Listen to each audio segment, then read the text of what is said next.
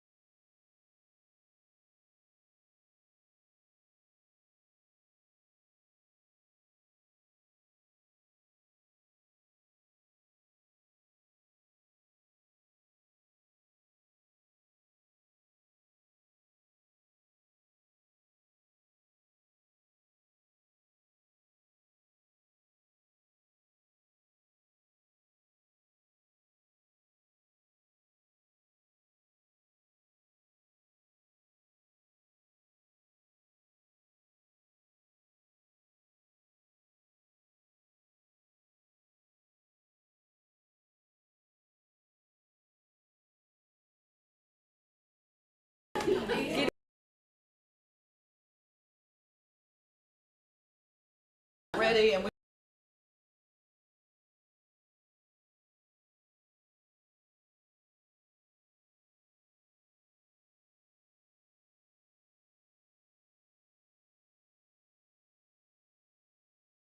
Okay, so welcome everyone to our curriculum committee meeting. Mr. Gaines on. And we're going to stand for the Pledge of Allegiance at this time. Yes.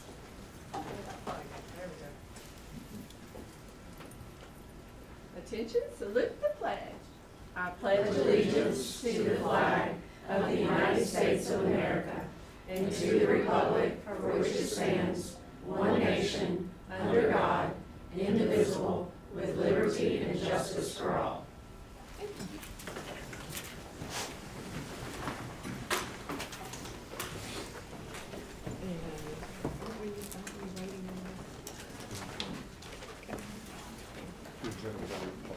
Yeah. So the agenda had already been published, but we have postponed the NC Peak Education presentation, and so we're going to skip straight to you, Miss George, for Teachers Exploring Administration. T. Well, good morning. Good morning. And I am going to share with you all this morning some updates regarding the two Growing Our Own Brunswick-built programs that we've kicked off for this year. We've got a great cohort for both programs. And so just to give you sort of an update on where we are at this midpoint in the year, I've put together a little bit of feedback for you. So as you all know and have approved, our strategic plan goal around talent development this is the clicker, that would help, wouldn't it? Says that we're going to develop our Grow Your Own program to promote a robust local employee pipeline. So we've gotten hard to work with that. I'll begin with the Teachers Exploring Administration program. We have 9 members in this cohort, which was really exciting, especially this first go round. And in the presentation, if you haven't had a chance to look yet, I have linked for you the full program overviews, also our working agenda. The agenda is a working one, given that I edit it and revise it based on feedback from the cohort participants. So if they have a specific request, then I'll revise that agenda to work in that which they've asked for, and that's been working really nicely so far. They've expressed a lot of gratitude for that flexibility. And so the purpose for the TEA is to create a succession plan for assistant principals, and we have participants in this group who have begun an MSA program, Master's in School Administration, and then there are some who have not yet but are exploring the idea, as the title suggests, because they have interest and are just kind of dipping their toes in the water of school-wide leadership.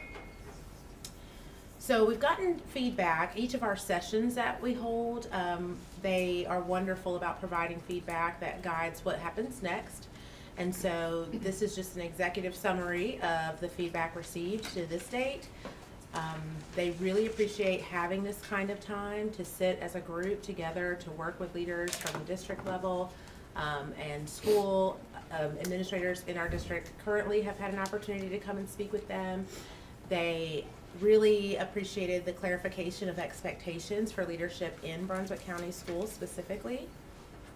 And we really do try to cater and guide everything such that they're prepared to serve here.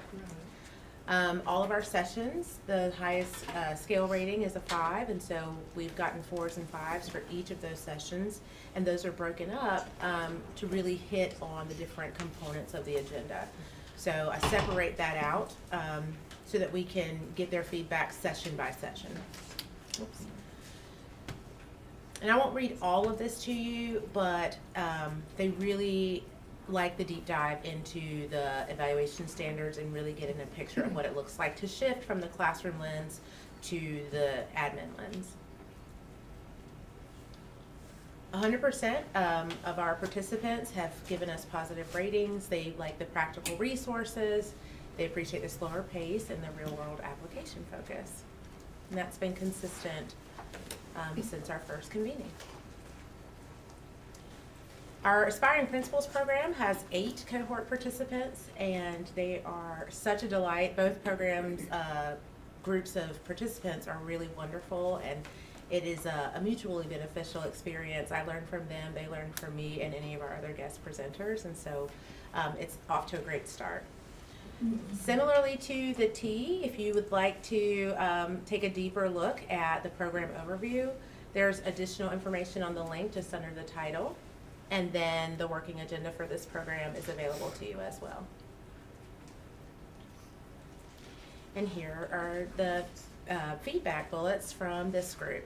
I had 7 of the 8 who provided their feedback survey for this group. And the same is true. They've expressed an overwhelming appreciation for the agenda items, the experiences that they're gaining.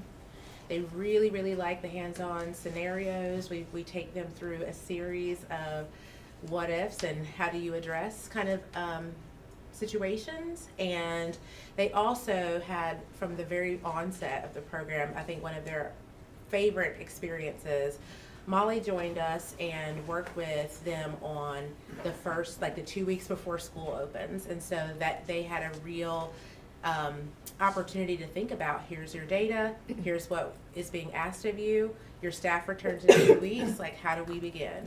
And so they had, they really, really found a lot of value in that. And they are getting ready to experience some off-grade level site visits and learning walks. So if they've had years in a high school and have never experienced elementary, they're getting that opportunity in our next convening on February the 10th. So we're excited about that. And finally, we have, we're preparing for mock principal interviews for this group, so they'll have an opportunity to sit in front of a guest panel and just work through their nerves and tell their stories of their leadership experience and get some feedback from leaders in our district. And so this is a really valuable experience, and they are very much looking forward to it. We work on aspects of this interview each time that we convene, and so they're more and more prepared every time we come together. And so I've also linked here a 90-day entry plan template for you. It's just a sample of a tool that they may use to prepare for this and that we work through together. And you're welcome to take a look. So coming up next, as I mentioned, we're going to do some more experiential learning through our learning walks together. They really like the format. We're just trying to immerse them as completely as we can without an actual school to run through each of these sessions. And so, yeah, they are really looking forward to hearing from other principals in our county. We've got a panel that's being pulled together to support them in that. It's been very rich, and so we're going to continue in the same way. One other piece of feedback, well, a piece that I put forward to the group, was that they, being cohort number 1, have an opportunity to help us shape and refine the programmatic principles for the next group. So they are taking that very seriously, and we work together to really shape the program for the long term. And so that's brief, down and dirty, and very quick, but I want to hold some space for you all to ask any questions that you may have. This is a video, but Yeah. first off, I want to say great job on this. Thank you. Creating a career development plan for folks who want to be principals, I think, takes away some of the, the nerves of getting involved in, like you said, with the interviewing and all that. How does this transition into mentorship once they obtain assistant principal or principal? Well, they would, I mean, so structurally, we've got systems in place. All of our administrators who are new to the role have mentorship from district leadership, so they have one-on-ones with Molly, with Mr. Cole, myself. Directors meet with them on a regular basis to ensure that they have that support. And additionally, the cohorts, well, so like the middle school breakout group, they rely on one another heavily and communicate often. The same is true of the K-5 principals and 9-12. So we would continue in that, with that structure of support, and then as needed, we sort of tier that support. If anybody is needing a little additional, then our team comes together to reflect on that and make a plan forward.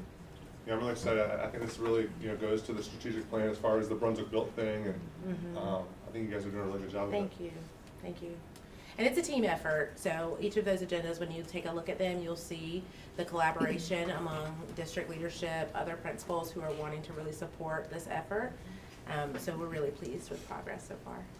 I love that you do the mock interviews. I think those are so important. Thank you. And I also love the learning walks Mhm. and going into different levels. You know, Yes. if you're an elementary person, taking them into a middle school or a high school, I think that's so important. Yes. And going back to your question, Mr. Barger, it's called a group chat. The principals have a group chat that runs constantly, That's right. every day, throughout the day, where you may have a question you don't want to ask central office. Sure. You may not feel, you know, you may be like, I should probably know this, so I'm gonna Uh-huh. ask one of my colleagues. So that is probably the biggest thing Absolutely. they have going for them as far as just immediate. And in education, we love an acronym, so the PLN, the Professional Learning Network, is really what that group chat facilitates for them. Any other questions or comments? I think it's Mr. great. George? I have, yeah, I This is just, wonderful. just to understand how it works. So you have, this is the first year we've done the principal Yes. program? And we have 7 in the, We have 8 8. total, and then in that survey, the 8th participant did not yet respond, and so we have 7. Typically, all 8 respond, but I just gave you the one snapshot. And when So- do you meet? So if you, Tori, do you mind clicking on the program overview, please? Okay, I can go back and look at That's that. okay, I That's can fine. show. So there are 5. If you scroll down, there's a little chart right there. Yes. and is this, so you have 7, or 8, Yes, sir. and let's say we don't hire any. There's Mhm. no openings, Right. 26, 27. Mhm. Do they continue in this, or do you bring in a new cohort? I mean, is this the end of it? No, sir. So we're working through what that continuation will look like. The plan is for it to continue. Last year, I spent a lot of time working with our assistant principals as a large group. And so one of the things that we're looking at is an alternate year experience where we invest a whole lot of professional development with our APs to prepare them in that capacity. And then the following year, run another cohort of these talent development programs. I think it's a wonderful way to build our own. Thank you. And, And I will say that in our strategic plan, the metric that we'll use to really monitor progress has to do with folks who acquire their school administrative license, people who really pursue positions here in Brunswick, and so it's very promising. And in the principals program, we have 3 participants who have acquired their master's in school administration already. There are 3 who are currently in programs, and then 3 who are planning to begin one. So we've got a nice mixture and different perspectives that get to really work together through that. it also allows people, just like we do with our students, an opportunity to try something before they That's right. decide that that's what they want to do. So you may also have people who go through this whole thing and say, you know what, I'm That's going to right. stay in the classroom. That's really just not what I want to do. And so we it's we encourage, I'm beneficial sorry. that way too. No, I'm just saying it's beneficial that way It before they is. go and get a degree Mhm. and not knowing what it's going to Right. have them. what And they that's have to do. especially true with our teachers who are exploring, Mhm. because, you know, we really encourage them to think about what it entails and what those, I mean, it's a high expectation for all of our school leaders, and so it's been really important, and we reference that often, that you get to make some choices about where you can maximize your potential and, you know, reach your goals. The TEA, Yes, sir. the cohort are all teachers. Yes, sir. Mm-hmm. So what types of positions do are represented in the cohort for the principal program? So for the teachers, what positions are they No, currently well, serving? I'm just trying to understand who the cohort is. You Okay. draw from the teachers, teachers that have proven to be, Mhm.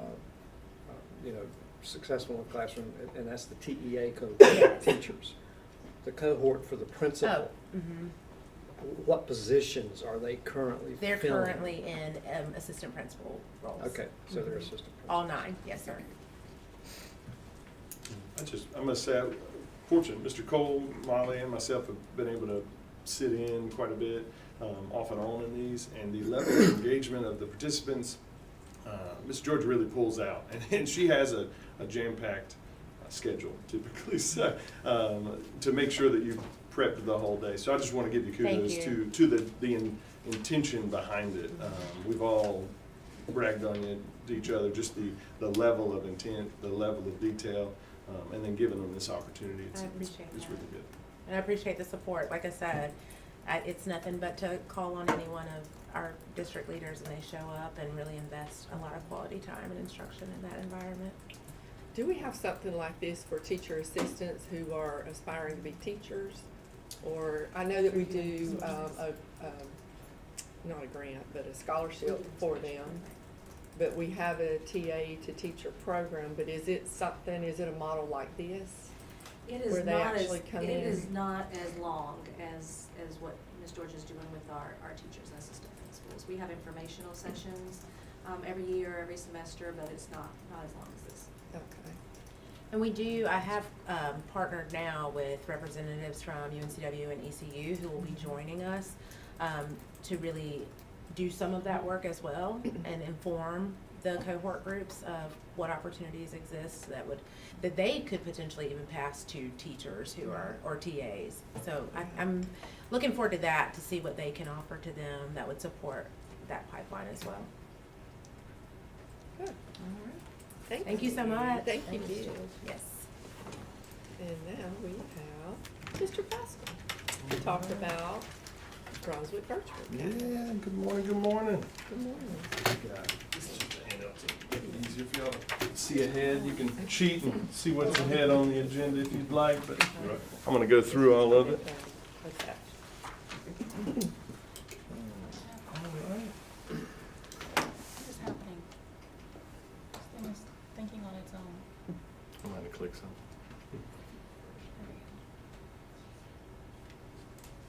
Perfect. Appreciate it, Tori. Well, that's getting brought up. Good morning, good morning. I have with me, now they're in the audience, but I'll ask them to stand. I have with me Nicole White. She is from Edmentum. And then also one of her coworkers, Dr. Shane Robbins, if you'll stand. Dr. Shane Robbins was also a superintendent in Colorado and Indiana. South Carolina. Oh, it's South Carolina. I do apologize. South Carolina and Indiana. In his past career, but now he's working for Edmentum as well. So when I go through the program, if there are specific questions to the software and the program as a whole that we use, if I'm not able to answer it, I know they're well versed in a lot of those answers as well, those questions. So appreciate y'all being here.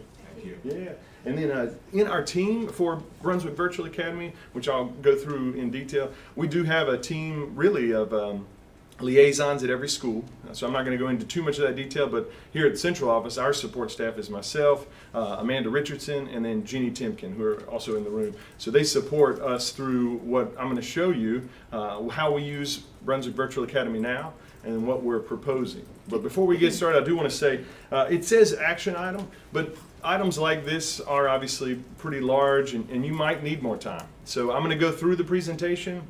I just want to let y'all know there's no pressure to make a decision today. So we do have a little bit of a window before we have to apply for what would be our virtual school code. So it would actually be a school code, and I'll talk more about that later. But I don't want you to feel pressured. You don't have to make a decision today of support. So take it in. If you do feel confident in it, we can move forward. If not, I'll come back to answer any questions later.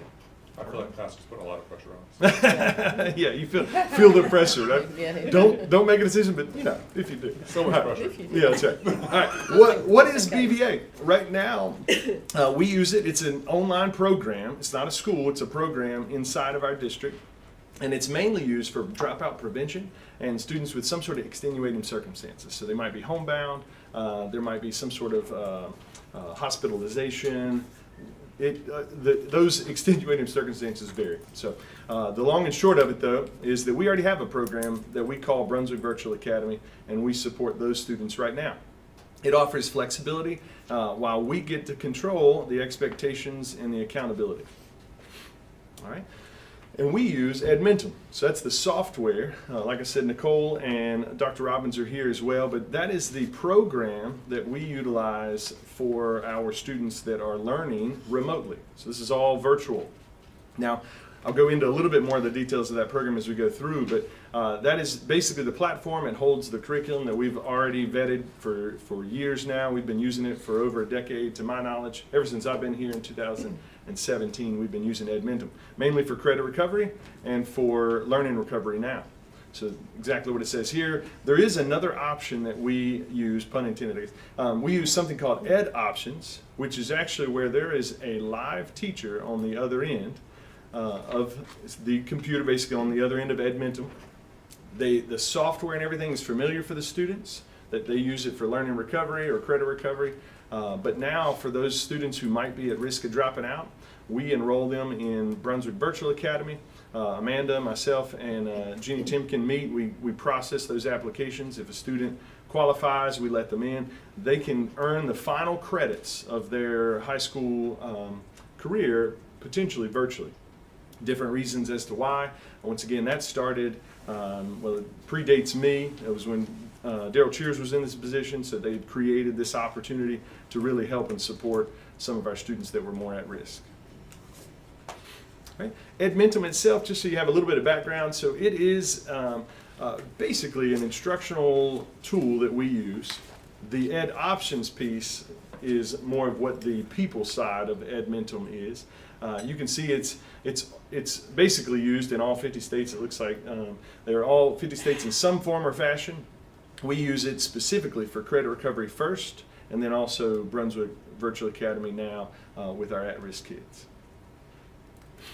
So here's some of the results. Now, we all know graduation rate doesn't just go up based on one individual thing. So I'm not going to say this is just BVA that has created this increase, our all-time 10-year high of graduation rate. I think it also has a lot to do with the training that myself and Amanda Richardson mainly gave to our counselors and our principals in terms of working through that, along with CTE programs and getting them plugged in, along with Meredith's work with counselors and making sure students have career pathways that they're interested in, to Don's team in CTE, making sure that we have really high quality programs in our CTE as well.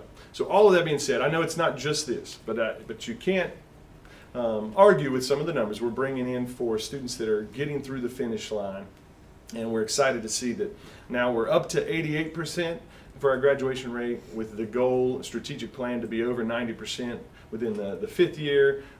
We were 0.2 of a point, I believe it's 0.2 of a point, away from beating the state average for the first time in 10 years just this past year, and with in my opinion, the projection to surpass it this year.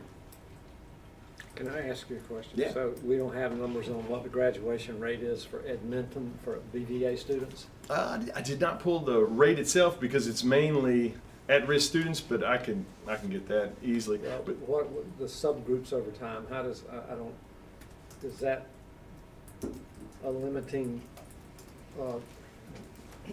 Oh, is that number a limiting group? Sorry, the subgroups over time, if you were in the actual dashboard, you could highlight over all of those other lines that are on there, and it would give you subgroups. I didn't have that there. That's the reason it's labeled that. But what you see But is the numbers are not specific to subgroups or Correct. all of the subgroups. Yeah, that is The all students. graduation rate is for the district. You as got a it. Yeah, whole. yeah. That's not per school. That's actually the average of the whole district. That's what the number line you see. If I were in the dashboard, which I'm not, but I could highlight over those lines, and we could look at specific subgroups. Right. So what are we asking for now, though? So I've given you a little bit of the background of what we use Brunswick Virtual Academy for now, but what we're looking to go to in the future.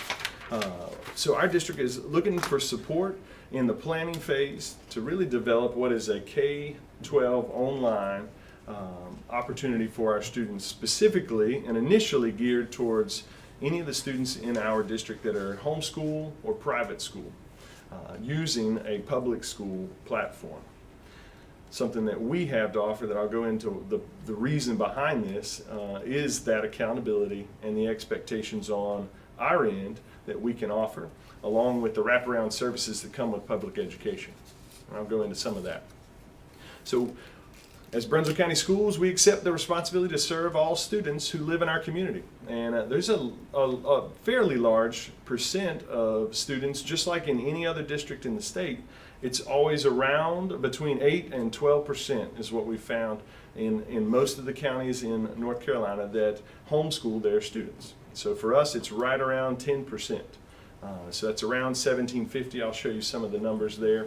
That might seem like a lot of students, and it is, but technically if you divide it out, ends up being about 7 or 8 students per grade level per school, right? So like in my son's cohort at Town Creek Middle School in 6th grade, there's about 7 or 8 6th graders that would go to Town Creek Middle School that are homeschooled, right? When you multiply that out by all 13 grades times all 20 schools, that's where you get the 1,750. So I know that's an average of averages there, so bear with me on the nerd math there. But long story short is that it's less per grade level at a school than you might think. But 1,750 is quite a bit of students that we aren't serving, that we accept responsibility to serve them. And I think what we have here is about hopefully going to show you how we could offer an opportunity for them. So we want to serve all those families. These are the reasons behind it. So the big whys. Connect students to Brunswick County schools that aren't currently going to our schools right now.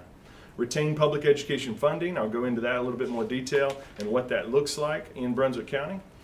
Because right now, if students are taking online platforms, we are sending that money to other districts right now. And quite a bit, if you ask Sherry, she'll be able to show you, because we literally have to write specific checks and send money to certain online platforms for students that are attending, in quote, homeschool or virtual in some other district. So we're actually losing those funds that we provide a very similar, if not, in my opinion, better option for them already.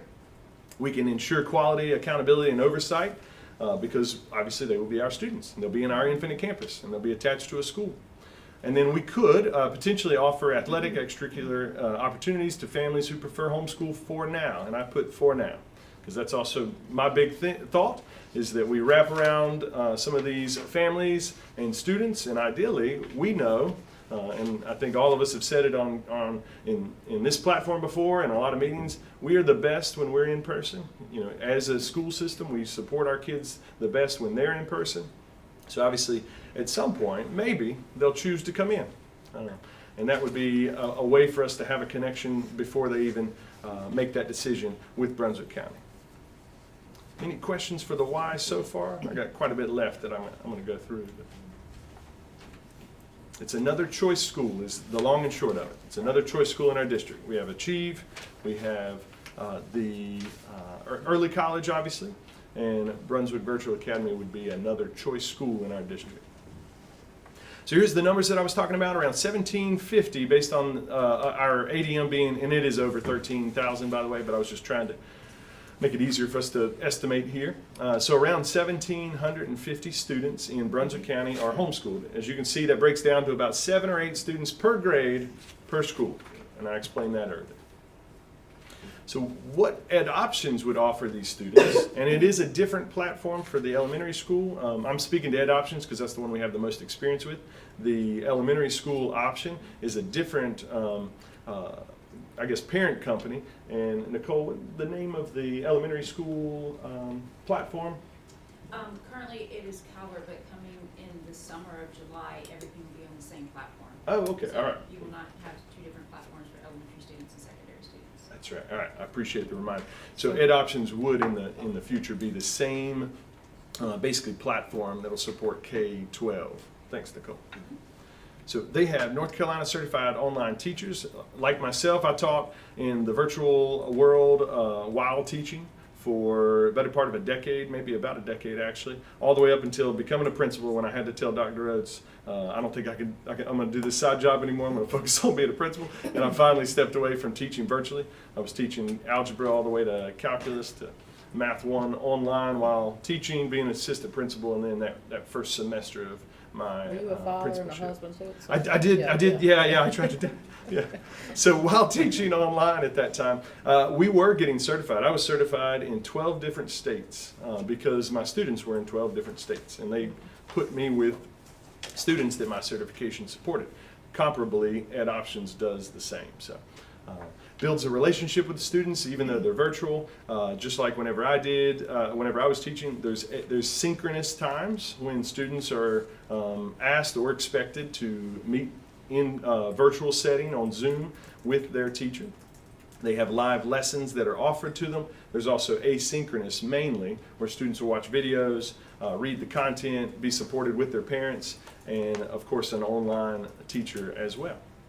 Are the videos recorded sessions from the teacher teaching, or are the videos just like Like stock videos? PowerPoints or whatever? Yeah, yeah. Are they? In Ed Options, it's a combination of both. From what I've seen, correct me if I'm wrong. So actually, some of the pre-recorded videos, to me, that I've seen and set behind some of our students, especially in Ed Mentum, is actually at a higher quality. Not to say that teachers videotaping themselves isn't strong, but they put in a lot more visuals and effects, so they can really produce it. So those videos are more like what you would see with Bill Nye the Science Guy, something like that, where they're able to see a video with a little bit more effects to it.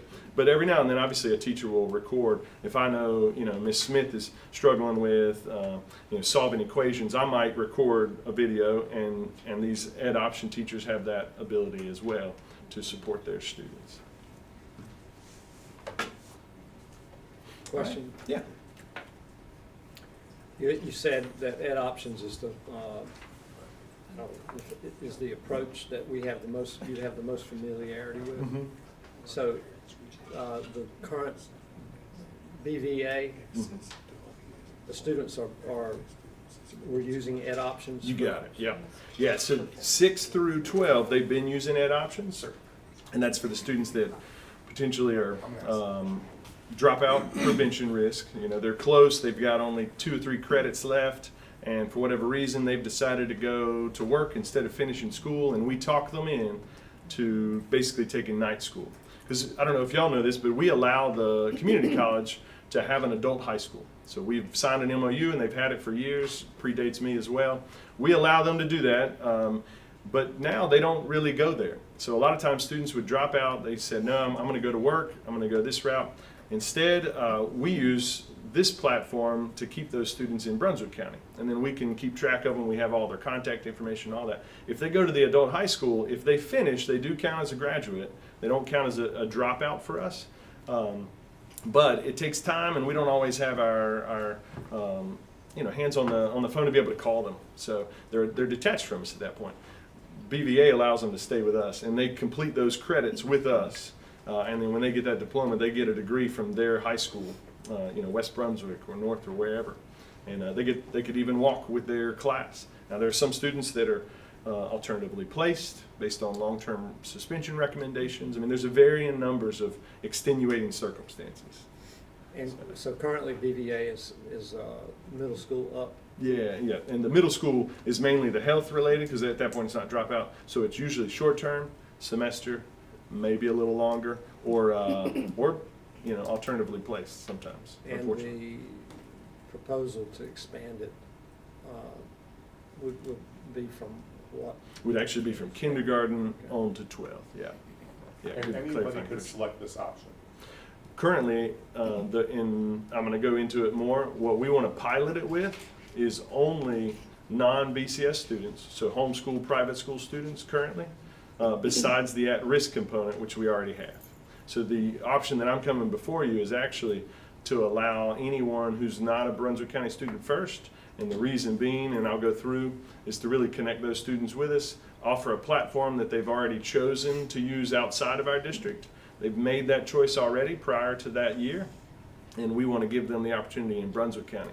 The reason we don't currently want our own students to do it, as you can imagine, is we know we're the best when we have our kids in the building, and we believe in that strongly, and we want them to be in the building. Sometimes that doesn't happen. So there is the ability to talk through and possibly let in students that are current Brunswick County with extenuating circumstances, of course. So like the North Carolina Virtual Academy, Mm-hmm. if a student goes that route, they're no longer our students. Correct, yeah. This keeps them as one of our students. You got it. And there's like a Durham Cyber Academy now students are going to. We sent probably over $100,000 to that. I might have is it about?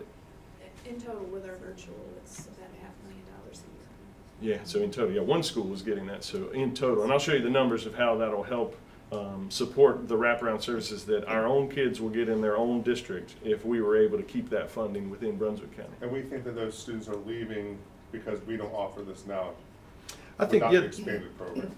correct. Yeah, I think in general, with the move that we have in society, some students are choosing homeschool for different reasons. Sometimes it's religious, sometimes it's for that child, sometimes it's temporary. You know, they Sometimes just it's need health homeschool for a little bit. reasons. Yeah, But there's even a, if it's a religious option, this is still what they would be running from, it essentially, is it's still a public school program, right?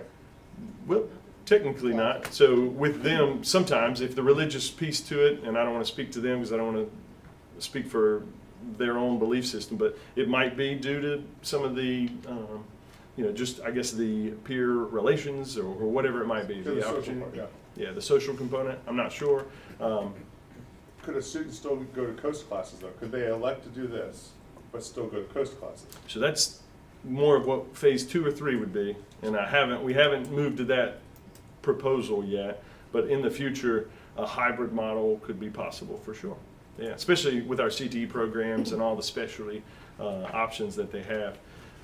We want to get it off the ground with a little bit more guardrails, and then if we open it up from there, that's also at y'all's discretion. You know how Well, much. but especially for our at-risk students, that we find that they do better and reach graduation more with the CTE focus because they're learning practical skills, and a lot of them when they graduate high school, if they have a skill or certification, as Mr. Cole talks about all the time, enables them to be employable when they get out of high school. So if somebody was to select this, I would hate to prevent them from going to coast classes and utilizing that. Remember, right now we're looking at, for the first year, it would be non-BCS students anyway. So they've already non-selected. They've already selected out of what would be the coast. Ideally, I would talk them into applying for a chief. Now they're at that school and they're there, for the full day, taking advantage of the CT classes, taking advantage of CCP or continuing ed classes at the early college, at the community college.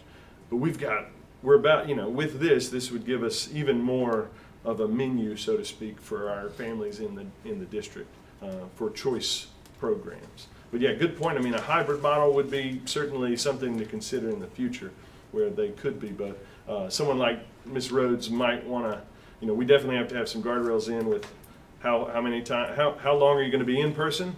How long are you going to be at home? Things like that. When we make it too open, and we get a little bit loose with the ability to transport, things like that. So we just got to be considering all of that. That's why we didn't propose that for the hybrid model for the initial. But soon there are other areas, and Ms. Timken has brought it up as well. There are hybrid models where students that are in a virtual setting come into a lab, potentially at the coast, 2 days a week. And they get some one-on-one support. That would come when you see the numbers that we're looking at, when more funding is available, which will be fairly soon, based on our projection, because we already have 60 Brunswick Virtual Academy students. So we've already saved X amount of money anyway, in terms of keeping it in the district.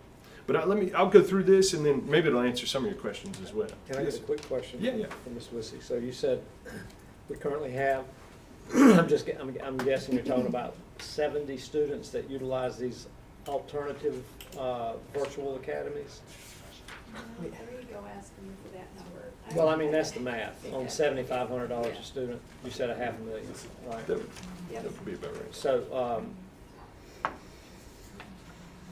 the platforms that they're using, these specific students, are those ed minimum? They may be, or they may be something else. It could be a multitude of programs. So North Carolina Virtual Public What is the School. Durham Academy, that you mentioned? So the academy, as we call it, is actually what basically the shell of the program. Edmentum is the software that we use, and then Ed Options is basically us paying outside teachers to teach our kids with Edmentum. So that's all housed in one. So those 70 students don't currently qualify to utilize our virtual academy because it's so limited in scope? You got it. Right now it's just for at risk. That's right. So it's not necessary, they see the Edmentum option is inferior, is that the way we have it limited, they don't have access. That's exactly it, yeah. They yeah. have to go Good outside point. of the district. Mm-hmm. Yeah, we don't have an option for those 70 students, plus the 1750 that may be buying some sort of online curriculum in-house as homeschool students. So, and we don't fund them. You know, if they're truly homeschool and they're paying for some sort of outside curriculum to teach their students with. And let me be clear, Mr. Ganey, when I spoke to that $500,000, that's what we send them from our local appropriations. That doesn't include what we would get from the state. So you have to compound that, right? Because what I spoke to is what we actually send them a check for every month. So, because our local appropriations that we get from the county comes to us, and then we send it to the actual charter schools. This doesn't count the kids who would be considered as part of our head count from the state that we would get the state funding for. So that is an additional funding that we're missing out on. And those are virtual charter schools that we were all talking about. I just didn't say charter, but that's what it is. Those online academies that we're paying, those are charter schools throughout the state that we have the ability, the access, and the expertise to run within our own district and give those parents that opportunity as well, and to keep all of it in Brunswick County. You can see that the system here, this is talking about Edmentum and Ed Options, what they offer. Obviously it's scalable, so with the program that we're phasing, we're requesting to phase in, it might grow fairly quickly in a semester. It might not. But fortunately, we don't pay for what we don't use. So we do prepay for a certain amount to have it in their account, just so that we can get a better discount, basically. But after that, what we don't use just rolls. So what we would want to be able to do is stay scalable in the sense that we would be able to grow over time in Brunswick County and be able to offer it through this service that allows us to do just that. There's a lot of wraparound supports virtually as well, of course, but we'll have counselors, we'll have school psychologists, we'll have EC teachers. When that obviously comes, when the numbers arise, if we were to get 100 students, statistically speaking, I think we're at about 17% of our students have an IEP. So we're looking at, out of 100 students, let's say 17 of them have an IEP. Well, Edmentum supports students that are in special education. And they have supports on their end, but we would also, with the funding appropriated to us, we would obviously be able to support them from our end. And then I talked about the scale and being able to enroll students, year to year and semester to semester. We do have to plan ahead, so there will be an application process, and then we will inform those families that they're in, and we'll have to cut it off at some point because we've got a plan. Just like a regular school, we'd have to have support services ready for them, especially if we do have EC students coming in. We have to be able to have those services ready. That's the question, are the teachers all gonna be Brunswick County teachers? Not yet. So that's in what we would call phase 2 or 3, depending on how fast we go. Phase 1, we will not be paying our own teachers yet. We need to get this off the ground. Fortunately, Ed Options, that part of the program in Edmentum, under that company, would allow us to basically add students to their classes anytime we need to. So in the beginning, we'd basically be contracting teachers through Edmentum You or said Ed it Options. better than I did. That's exactly it. Yeah, you're to serve our contracting. students, and then in later phases, we would have our own teachers. Yeah, so that's the goal. Possibly. Ultimately, is right now, if you work for, I worked for NCVPS and then Florida Virtual Public School, but when I worked for NCVPS, we got about, whatever, I think it was about $300 per pupil, so per student. We would potentially pay something comparable to our teachers. That allows them to have a part-time, job as well, just like I did. But they would be able to do it in-house, and they would support kids within our school system. Totally optional. Yeah, because if we don't get enough teachers that choose to do it, then we have Ed Options. These are teachers that are probably full-time across the nation, so that are certified in North Carolina. So it comes with a toolkit. We've already used some of it to make this presentation, and it comes with ways to basically market the school to some of those homeschool organizations and be able to market that out if there are private school students that are interested in coming to us instead of a potential charter school online or in some other virtual academy that they have based on their homeschool status. All right, so now looking at the numbers, I just wanted to break it down a little bit more, and I know you can see it in front of you if it's hard to see up here, because some of the numbers are going to be a little small, so I apologize. But overall, once again, if we're looking at 1,750 in terms of students that are in our district and not being supported by us, by pretty conservative estimates, we would be looking at a cost around $3,850 per student. And that would depend if they're elementary, middle, or high. All that money does not go directly to Ed Options.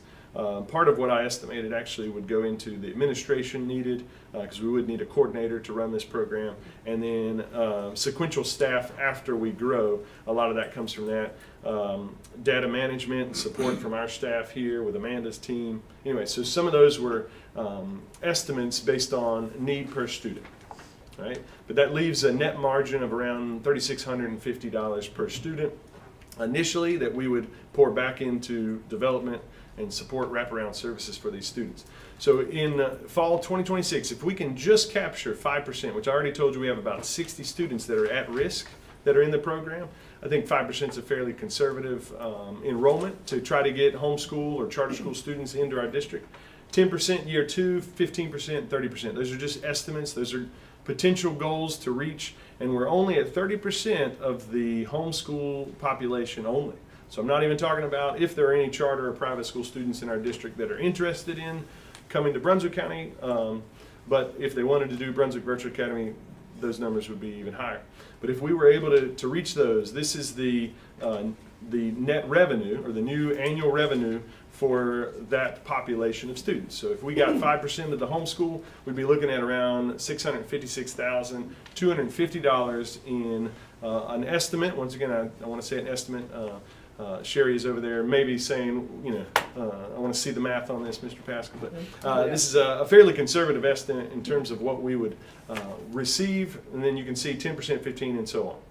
Now, we would use that to pour back into the students, obviously. So here's some of the expenses that I'm estimating and the total amount that I showed you here, adding in some of our folks along the way, because we will need more support staff as we grow. And here, after paying for some of the support services needed for students, the new annual, this would be the gross, I do apologize, I put revenue there, would be $336,875, and then so on. So what we would ideally want to do with some of that funding is really pour it back into those students. So do we need an extra counselor? Do we need maybe a data manager at that point? When you have 525 students, you're going to have to increase. I have not increased those positions at this point yet. So those funds are without some of that added staff. We would have to pay for some of those added staff to support up to 525 kids. All right, so here are the phases I was referring to. The first phase is as soon as you all approve, I'm going to be doing a budget request for what would be called a BVA coordinator. I love creating programs and I love creating options for students, but I do have a pretty full-time job already. I would like to have some support with it, so that would be one of the asks. And if we had up to 150 students, as you could see back here, it easily pays for one position. That would be the value that we would have left over after paying Ed Options, by the way. What for would all that their coordinator services. be? Is that like a principal? It'd be like a that principal, job, yeah, or- yeah. So once you get over 100 students, the state actually gives you a principal for your online school. So I didn't go into all that math because I'm giving you an estimate, but this right here would be even lower because we actually get a school principal, reviewed that with our DPI consultant on Friday just to make sure that I read that right in the guidelines, but we would receive a principal if we had over 100 pupils. That the state would fund. Yeah, it would be appropriated to us. So So they would be the coordinator. that would be what we would potentially call the coordinator unless the state requires us to call them a principal. I didn't get that answer. I tried to ask, but we're thinking coordinator because it is different. It's just going to be a different role overall. A lot more virtual administrative work, and it's a lot of detail. It's just a different role. Ideally, someone with a little bit of admin and counseling background would be ideal for a situation like this because of the higher level of need for checking transcripts and knowing what students need and all that while we're building it to make sure that we have all of them supported. And then we'd move into phase 2, more of a hybrid model, ideally between 151 to maybe 300 students. And we would be looking then to use some of those funding sources that I showed you here to afford a data manager of its own that may support another school as well, like the Coast or someone. And then a student support specialist. That is obviously a position we already have at some of our schools, but it would be a much different job description. So I don't know if we'd use that same term. And then obviously a counselor. And then from there, we might need more, what at the moment I'm calling a student support specialist, but we'd probably want to come up with a different job title. What do you anticipate each phase being in length? Yeah, time-wise, that's a little hard. I tried to do some research online of how quick some of these programs go, because obviously this isn't the first one. This is being done across the country, across the world. Districts are now creating their own option. So in some of the districts in our state alone, Catawba is one that has a strong presence for their virtual school. They grew pretty quickly, but it's a little, that one's a little difficult because they grew before the shutdown, and then it grew substantially during that time, and then now they've decreased back down to basically similar to what their pre-COVID era population was, which is still large, and it, what I saw online was still over 400 kids in a good-sized district. So the idea is to have guardrails up front and be transparent about that. Current BCS students, if at all, we would want to allow any of them to transfer into that program. Our recommendation is that they still would complete at least their first semester in person. And then if there's space still available in our pilot year, then maybe we could consider them. I'm not talking about those students who have homebound or health-related issues. I'm not talking about our at-risk students. That program still exists whether we move forward with this new proposal or not. I'm talking about new Brunswick Virtual Academy, I guess 2.0, those kindergarten through 5th grade especially. But even those 6th through 12th, if they're just choosing virtual, we know that our best is in the classroom, in person. Ideally, we would truly feel confident to be able to open this up as a resource for families who have already chosen other options and try to pull them back into Brunswick County. I thought you had said the initial It'd be 0. phase would be only non-BCS students. Yeah, this was just an option that you all could agree to, disagree to. I wanted to give you options because you, just like me, might hear from some families that, no, this is what I've been looking for. I would still like some sort of guardrails if we do allow that. My recommendation would be in the pilot year, only non-BCS students that are not our typical at-risk BVA application process. Once again, it's a pilot year for a reason. So. As far as time, Mm-hmm. they're going to do standard course of study, whatever the required thing. Does the time online during the day comparable with classroom? Or how is that? Yeah, good question. Or does it just depend on what they're studying? It typically depends on the student. Just like any homeschool student, some students can really get through curriculum pretty quick. They can stay focused. They can work through it. The content-wise is still the North Carolina state standard, so they still have to complete all the content. So for some of us, it might take even longer. So it depends on the child. Unfortunately, it is asynchronous overall, which is a fancy word for saying they can do it whenever they want during that given time period. Right? We do like to give them guardrails of time. The semester starts here, semester ends here, because everybody needs a little bit of structure, so specifically at home. So we do there's want no pacing plan? There are pacing that comes as soon as we give it a start date and an end time. Jeannie puts that in now. She does it all by herself. She is doing a phenomenal job with over 60 students, by the way. But she puts in the beginning and end time, and it creates a pace for them as a guide that parents can see, students can see, and their teacher in the ed options will try to hold them accountable to it. I don't want to say it on camera, but there can be extensions, but we try not to go that route. We want kids to finish on time, just like we do in person. Yeah, I know. I just wanted y'all to know. Obviously, it is something that it could happen if allowable. So they still have to get permission for an extension from Jeannie, basically. She gives them that extension now. Technically the principal. As far as the sports, Mhm. wraparound services, I know that was something you and I've had this You discussion have, before, yeah. because I've had people come to me I've and had say, my people child wants to contact play me. sports, and I said, well, they're not a student, and so that we had, talked about this is gonna be a, upcoming option possibly. How, I know you don't know, but how soon would something like that be able to be implemented if somebody is in the virtual? Honestly, I mean- if y'all so choose from day one.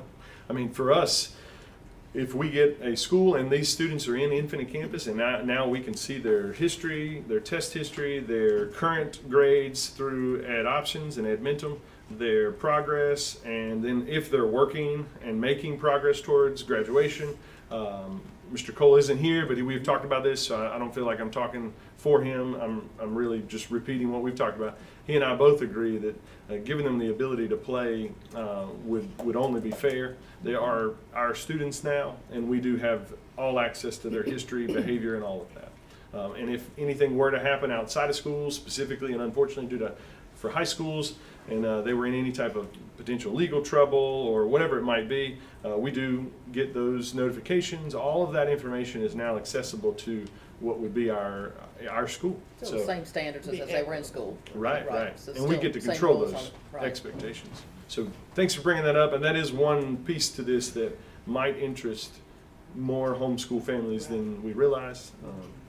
And at that point, they still have to try out for teams, and they would still have to make it. None of that Right. would change, but But it would be the afforded. option is there. Mhm. The option. Extracurriculars, I don't want to get too into details because that is a little more difficult because it's so time specific, and we only typically advertise at each school to those students. And these students will be housed in their own school. So they won't get all of the notifications always unless they sign up for a newsletter and things like that. So we would have to work through. That's why I caution us to make sure we all share that. This first year would be a pilot because we'd have to really get down the communication piece. How are families going to know that? Because tryouts are only 3 times a year at high school, 5 times a year for middle school. I can do that quickly. But if it comes to Science Olympiad and robotics and any other clubs, like those are so quick changes in terms of when they meet. I don't want to overpromise all extracurriculars. And band's done during the school day, so that's not really an option for phase 1 at all. So. And they would be assigned for athletics to the school that they live, the district they live in. Right, North Carolina High School Athletic Association requires them to go to the school that they live in. Good question. I didn't say that in this. Yeah. So families should know that. We can't be shopping around for the best coach or best team or anything like that. That would be against They're North all Carolina the High best. School. Yeah, that's right. All the But best. for that student, they might feel they want to play for whatever team. They don't get that option. And we do sign that for the Achieve Academy. You all remember we came before you last year. And we did a pilot year this year for Achieve, and early college can participate in sports, and they too have to play for the school that they are districted in. Any other questions? I've taken up a lot of your time. One more question for Yeah. me. I know that we really have no idea as to the why, like their why. Every Mhm. family has their why of why their child is not already in public school. Mhm. So we don't know that, but has there been any conversation about surveying those families? Yeah. Not particularly to ask their why, but how can we support you better with your child's education? I mean, Absolutely. I'm sure we probably know, like, where they live and, you Well, know. there's homeschool groups, and I in my neighborhood alone, I've Yeah. communicated with a few families, and that's where we kind of pitched this idea and already got what would be more of a qualitative research of just, interviewing them. But they already see a lot of interest in it, just in my community alone. There's a lot of homeschool parent groups we would want to get before them and let them know the option that they have before them and tell them the compelling why as to what we would offer and the wraparound services that they would get. And the potential for things like athletics, other opportunities that would be afforded to them. And then we would want to survey them. We didn't want to put the cart before the horse and survey families before we got, your approval to move forward. But we would be ready to create a survey quickly, and we could send that out as soon as we need to. And then we would blast it with social media. Yeah, it would have to be social I think I media, saw that in maybe the- even news, things like that, And of what would course. we be surveying them for? For interest and also education on what the program that we are looking to offer to them. that would be the best, I think, survey would be, what would serve you best as a school system with your own, tax-paying dollars to have support for an academy, a virtual academy that could help you with the life choice that you have, of being a homeschool student right now. And some people, if they have their child in a private school, they may just want to keep them there. Absolutely. But there are some people who may want their child to be in a private school and they don't have the funds to take them there. Mhm. So this might be a great option Yeah, not just the. for them. Yeah, it doesn't have to Right. just be Right. homeschool. Yeah, it could be charter, private. Right. We didn't want to get into the. Yeah. We're not trying to recruit other We're poaching. people's students. Yeah.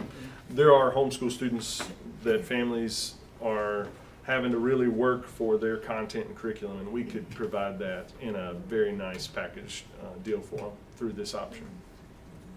So what is the primary motivation to build out the Brunswick Virtual Academy?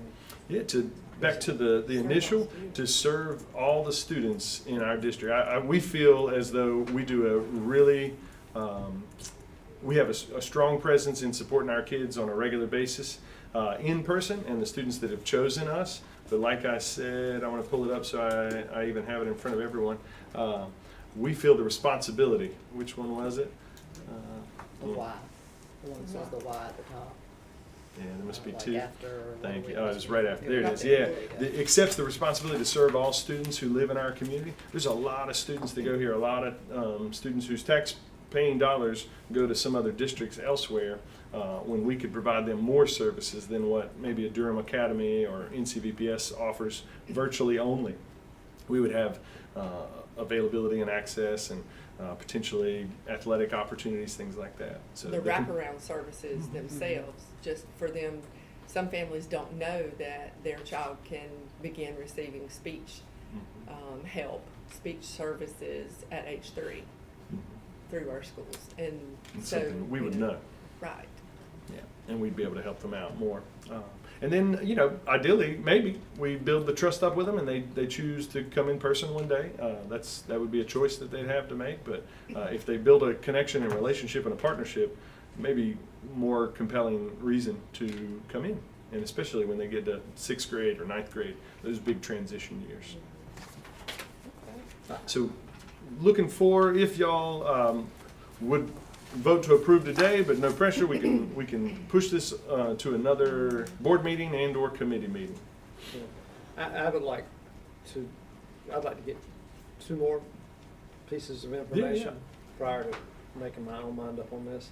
I'd like to see some numbers on the people that you mentioned, who they are, and how it is, how that's impacting our district financially, and what the, what the perspective, is it reasonable to think that we can draw them in? Because they're not currently enrolled in Brunswick County Schools, so they should be available for phase 1, correct? Yeah, yeah. As soon as we It's not open this just- up to It's them. not just homeschool students. Correct, yeah. Students who live in this county and are not enrolled in Right. Brunswick County Schools, And- correct? Correct, yeah. Yeah, and those 70-plus students are. So I'd like to see technical. those, that number, or that math with them, and then, we have these estimates here on our costs, on our, operating cost model. Mhm. I was wondering, at minimum, how many academies do you have in the state here that are similar to what we're proposing? In our state, do you have any? Yeah, oh, absolutely, we do. We have quite a few in the state, and one in particular that comes to mind that it has done before the pandemic, what you are proposing is Nash County. Nash County purposely built their virtual school to draw in students that weren't currently in Nash County for a virtual setting. It is K-12. They use a combination of us and their own students their own teachers. When they first started, it was all us, and they have phased over time into pretty much a hybrid model of what's being proposed here. And they were able to use the funds that they draw those students back in and put it into their budget, and now it's self-sustaining. So they don't have to draw any additional funds from the district to sustain their school. There's one top of mind that comes, Onslow County, that you compete with right up the road here.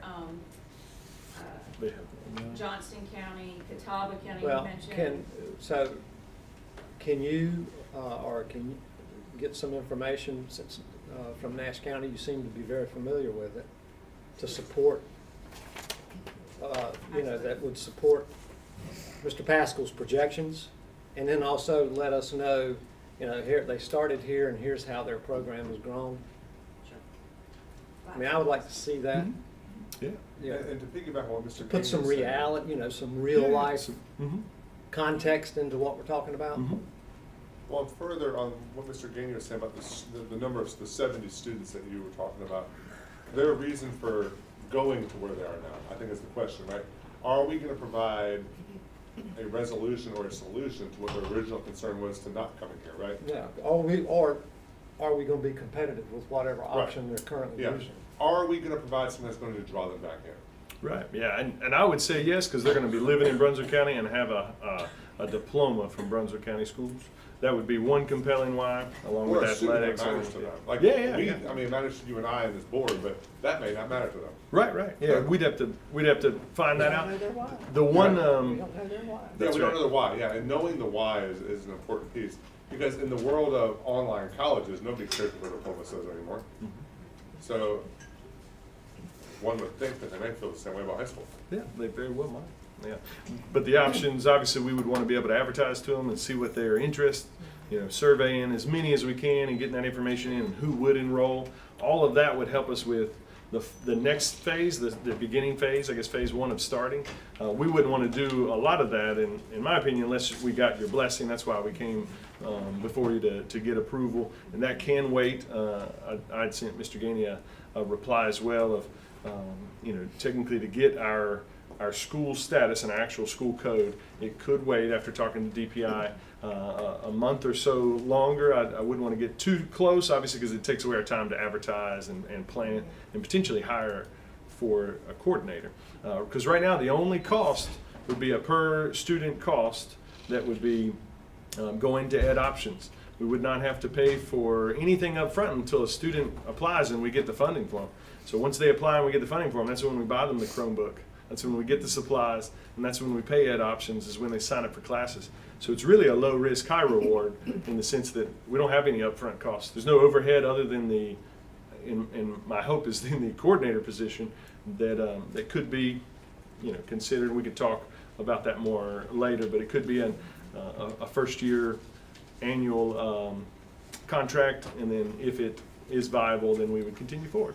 So worst case scenario, we don't get 87 kids, we get 10 kids. Mhm. We're only paying for 10 kids. We're only paying So for what we it's not a black hole we're just throwing money into. Right. No. Yeah. There is no upfront cost. It's only paid as soon as. That's why the scalable part was so Right. important about Ed Options. Is we only pay them for what we need to use that once they come in. If no students apply, there's no cost other than if we do go forward and get the position for the coordinator. But in my own opinion, we wouldn't even really want to hire that until I've at least got some committed families. So Right. as soon as we get that amount and I've got committed families, then it's paying for the coordinator.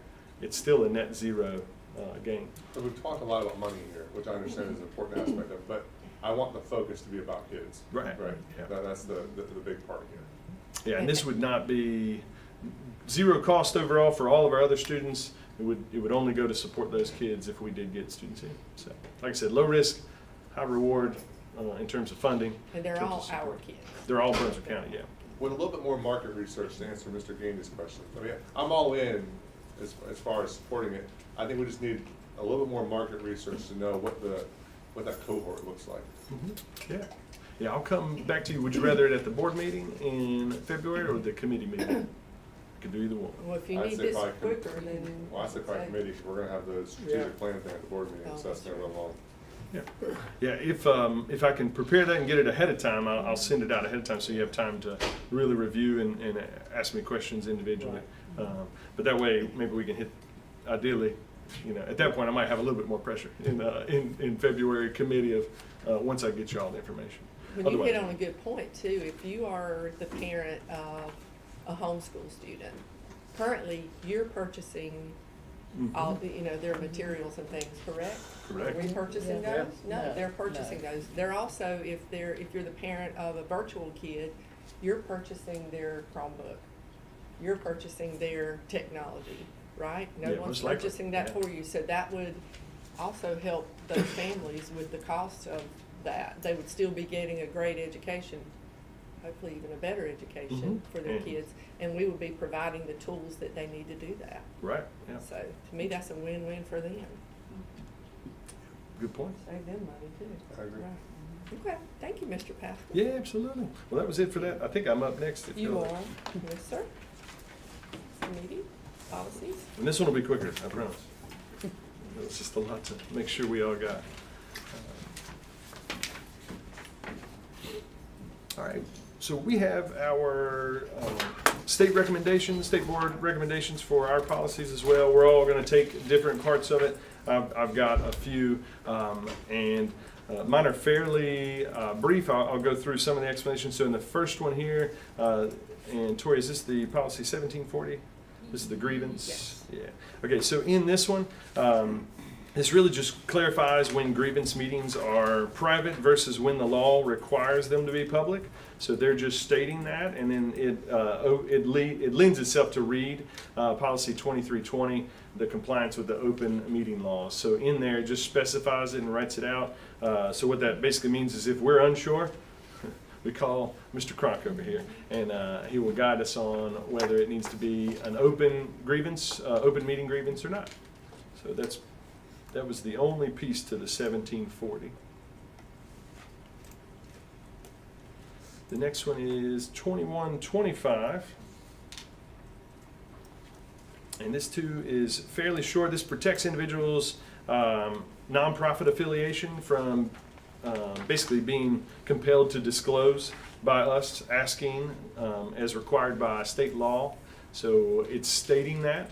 So we can't have a vendor or a partner that we ask for basically their nonprofit affiliation. Do you donate to any churches? Do you, do you collect funds for this to support this group? We cannot ask that. We do not now currently. And this is just putting it in writing, stating that we cannot do that when going through our vetting services. So a question you might ask is, does this restrict vendor vetting? Not at all. We can still vet on qualifications, performance, and conflicts of interest, things like that. It doesn't change that. We just can't ask about their nonprofit affiliation. I'm pausing for questions if you have any. But the next one was 3101, dual enrollment. This is basically in line with what we already offer. They just added the third option, so it's actually been there for a while now. To just state it now, it says it's just aligning basically our policy with the state CCP guidance, so that we recognize the college-ready remediation pathway as well. So just adding it to it. It doesn't. We're not lowering standards or anything like that. I want to be clear. That's just saying that it is another option that our community college offers. It's another pathway. The next one was student progress, should be 3,400. This creates a limited grading exception, basically to serve for transfer. It's there's very small guardrails here for transfer students that are from unaccredited or international schools. So that's very specific, but if you'll read what wasn't in red line before, we could not award a pass for grades, and this typically happens at the high school level for elective courses, but may not be awarded for non-elective. So what that basically allows is that if they're from an unaccredited or international school, the principal has the ability to give them a P for pass instead now. That's all. I guess they ran into some issues where some students in the state somewhere, I don't remember any here, but now it gives the principal the ability to use pass. I think I got two more. This one is just an nope, am I on the right one? Graduation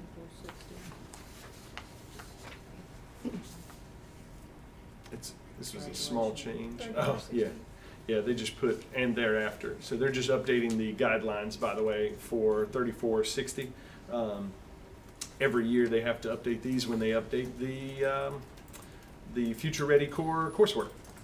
And they change the term every year to make sure you know, and it's beyond this year. And of course, if there's no changes, it'll stay that way, but there's always a change almost every year, which is why that policy is 10 pages long now. Because we keep changing the goalpost. All right, the next one is Space Force. yes, yeah, actually, absolutely. So they just added in. So it's no longer just Army. They did call it what it should have been, I believe, before. So United States Army, and then they added Space Force to the military family support that we are required to offer and should offer. So I guess I had more than two more because I feel like I have the domicile one. Yeah, there it is, 4120. This updates legal citations just at the very bottom, so you can scroll down to the bottom. There's just some legal citations. Mr. Cronk could maybe answer all your questions to that right now on the spot. But those are just citations for you that they updated in the guidance for that specific policy. I guess I probably could have put that one in the other category. There was, Did I miss something? they're like really minor, but it's this right here. Oh, Or they look minor, but. well, my apologies. I missed that one, so we should read it.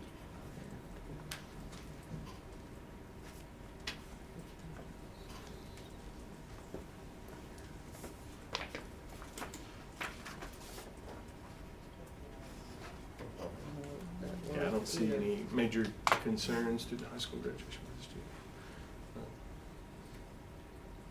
Yeah. they Mr. just- Cronk can expound on that too. Yeah, that's right. Just tighten the verbiage here. I didn't print that out for myself, but it would have been probably on that table.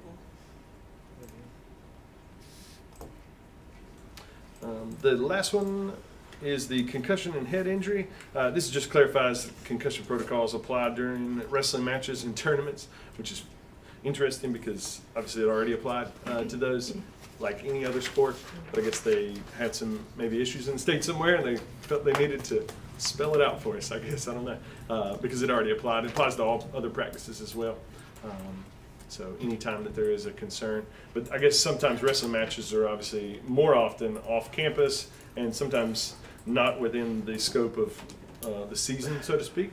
It's during the season, but it's outside, so maybe they want to make sure we know if students are potentially injured off campus. Those trainers also and first responders have to comply with our similar guidelines that they have for concussion.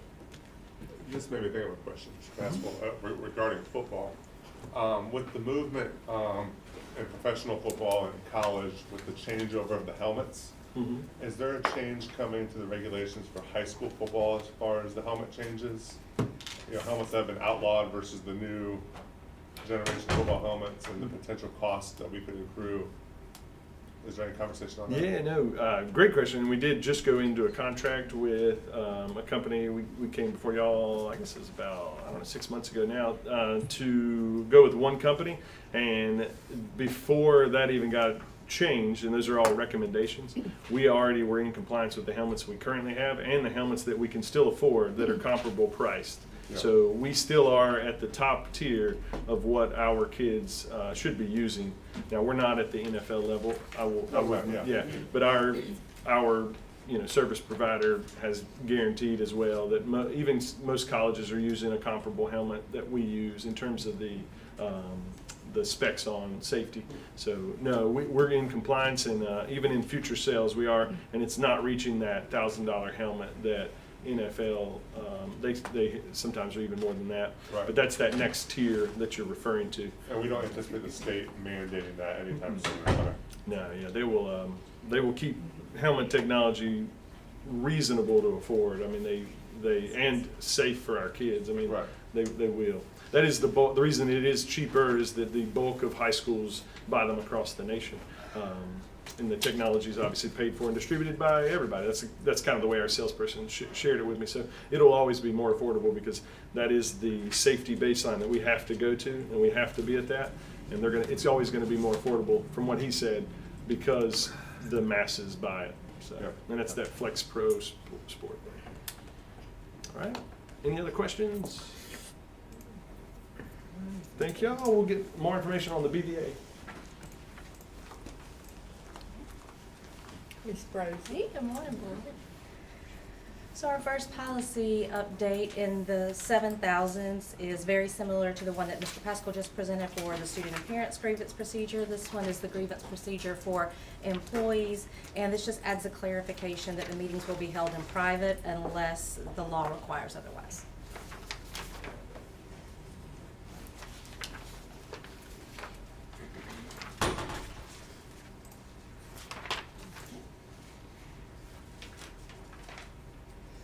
With policy 7312, this language was already included in our licensure policy in the 7,000s, but this expands the details here to align with that language. This has been our practice for several years since this first went into law in 2023. And we've always erred on the side of caution of over-reporting concerns to the state to ensure that our children are safe, but also those around the state. So this is just aligning the language that was already present in our licensure policy regarding our requirement to report certain types of misconduct by licensed educators. And I'm sure that our teachers are reminded of that and our principals every year. Yes. So If it comes to their knowledge, they have to report it. when it says administrators, is that referring to school level administrators? Yes, so this past year, they expanded to include the language of school administrators as well. So their duty and our practice is that they inform central office supervisor, they inform human resources and their central office supervisor, and then we report it to the state so that all reports come through the human resources office. Okay.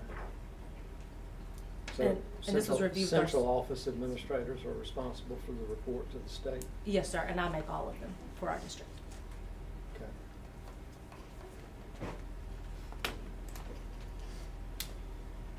All right, and 7313. This policy was reformatted, and it adds that very same reporting language updates as the previous policy. The biggest notable change is that the Center for Safer Schools was moved to its own section, Section B, in this revised policy, as it no longer falls under the jurisdiction of DPI. It is out from underneath DPI now, so it's pulled out as its own entity.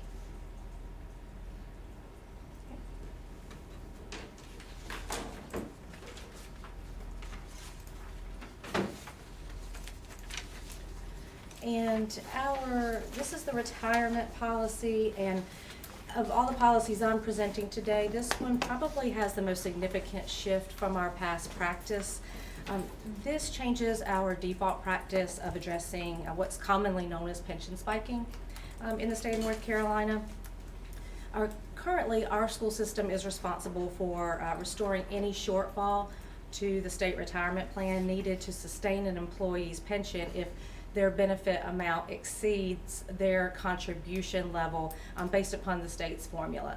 So a common trigger is if an employee's salary jumps by more than 10% in the last few years of their employment, they may not have paid in enough over the years to sustain that pension check for the rest of their life based on the state's formula.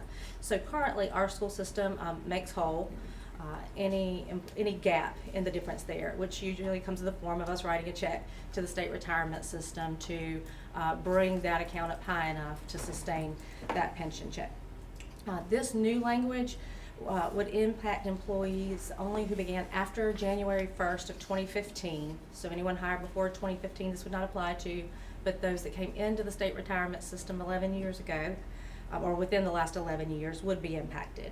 And this would state that their retirement benefit would be capped to align with what they've paid into the system, unless it's otherwise written in their contract, that we will restore them to their retirement benefit pre-cap.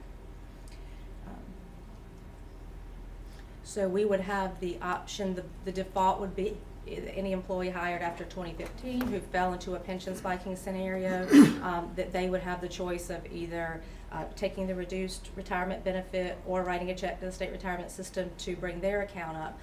Or as a board, we could choose on a case-by-case basis to write into the contract that we would restore all or part of that amount needed to entitle them to their full benefit.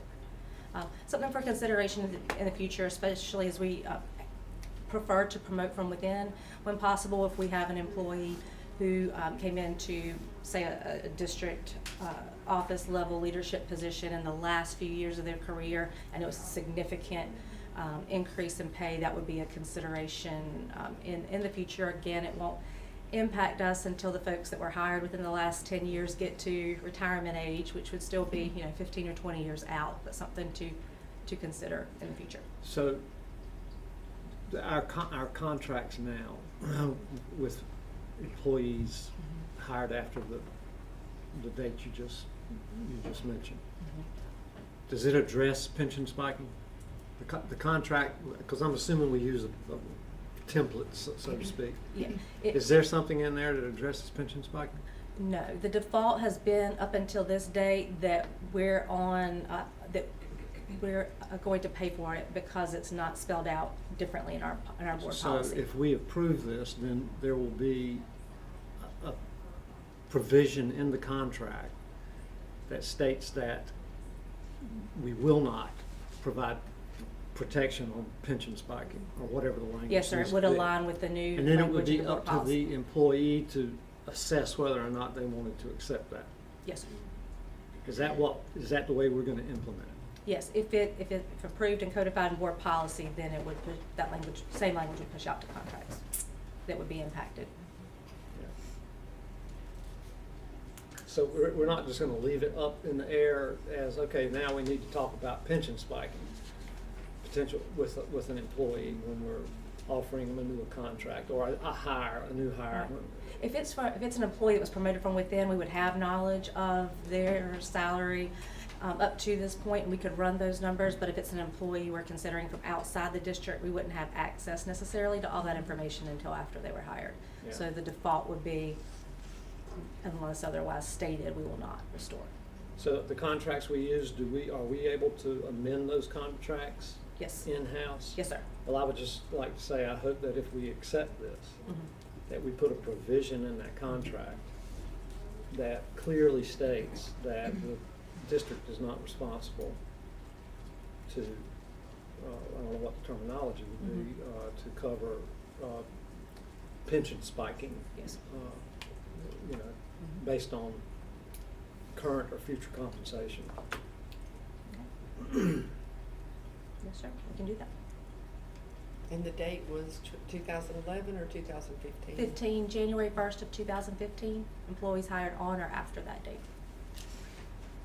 So would we notify people who were hired?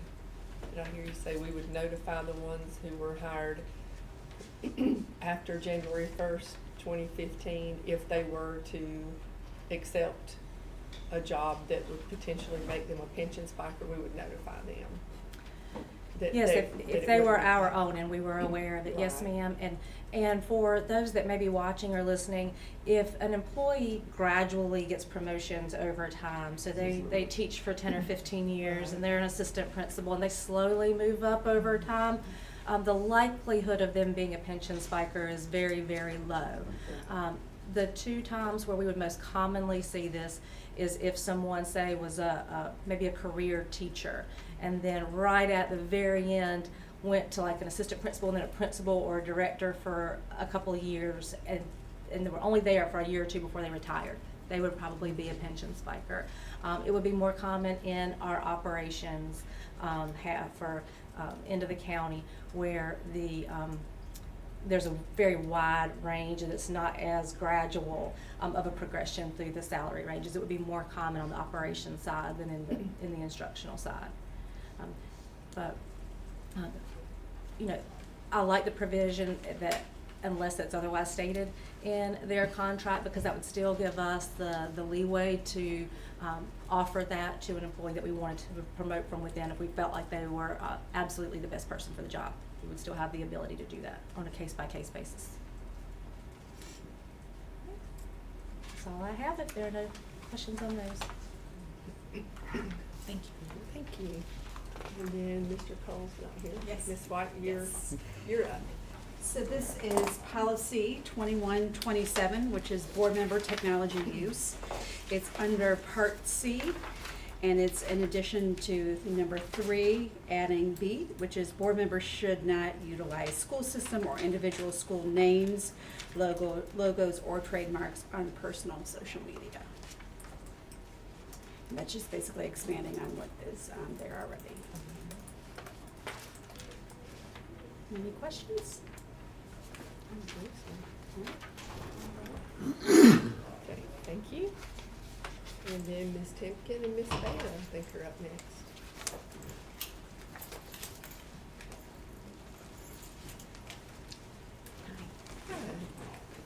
Which one do we have first?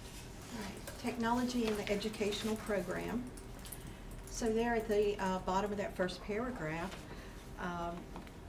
they are suggesting that we add this. We have no problem with that because it has to do with seeking grants and funding. And some of the biggest ones that we do are Brunswick Electric and Focus Broadband. So we encourage, get those grants, get the funding. We do approve everything that comes through those technology-wise, but we encourage that. The next one is talking about evaluating those resources that are being acquired. So Ms. Timpkin and I do that for every request that they have for hardware, software. And we're looking primarily for sustainability and the cost of replacement down the road once they acquire these. Any questions?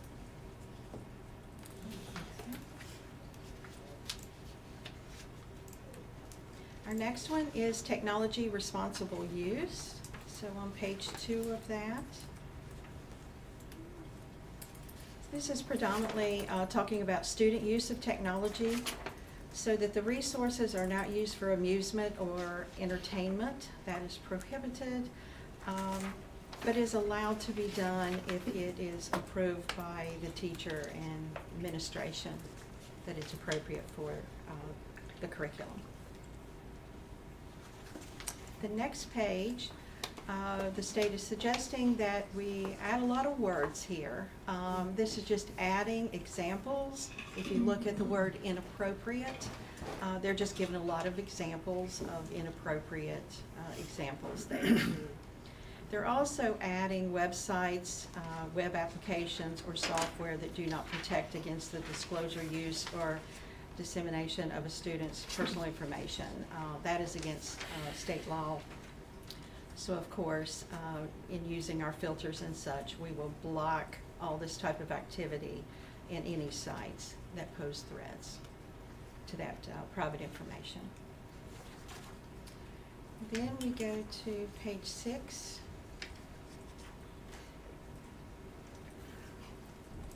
And here we're just adding some more examples which we are comfortable with. This is unauthorized or unlawful access. That is to computers, computer systems, but we're also going to add to this accounts, data, or information.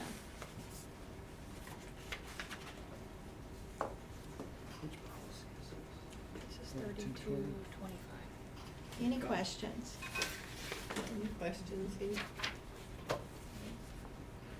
I think we're okay. All right, thank you. Thank you. Come on, Mr. Ben Strauss. Good morning, how's everybody? We're good. How are you? Alright, I'm good. This is just another update from the state that's basically saying the school system is not responsible for personal websites or web pages created or maintained by members of the Board of Education, student employees, or parents, groups, or organizations. You'll see that members of the Board of Education was just added in there as an option for the state, basically saying we're not responsible for any of your campaign websites or anything like that. Any questions? think so. Thank you. Mr. Smith? Okay, North Carolina Policy 6310, it's really just a redefining the framework of the transportation student services under the superintendent.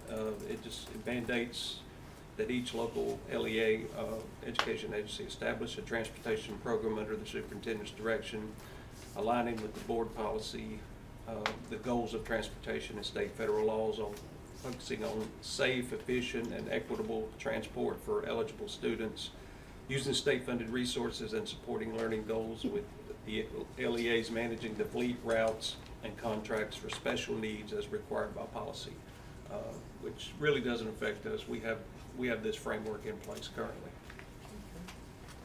Any questions? Any questions? Thank you. And there's no name on the bottom one. Superintendent Cole was just going to let you know, these are basically minor updates. So all of this, by the way, and I don't know if I mentioned at the beginning, you can see it on the agenda, we're just first read anyway, so no action really needed for any of our policies now. If you waive your second reading at the board meeting, it's up to y'all. We could approve them at the board meeting next month, or we could pull any from that and discuss it further. Any questions for anybody on policy? All right. All right, thank you. Okay, thank you. All right. And which policy, let's see, which committee's up next? Ms. Cook, are you up? Ms. Cook, could I request that we go to closed session before we start your committee, since I have a scheduling conflict and have to do it All all? right, would you like to make a motion? I'll make a motion to close. Second. All in favor?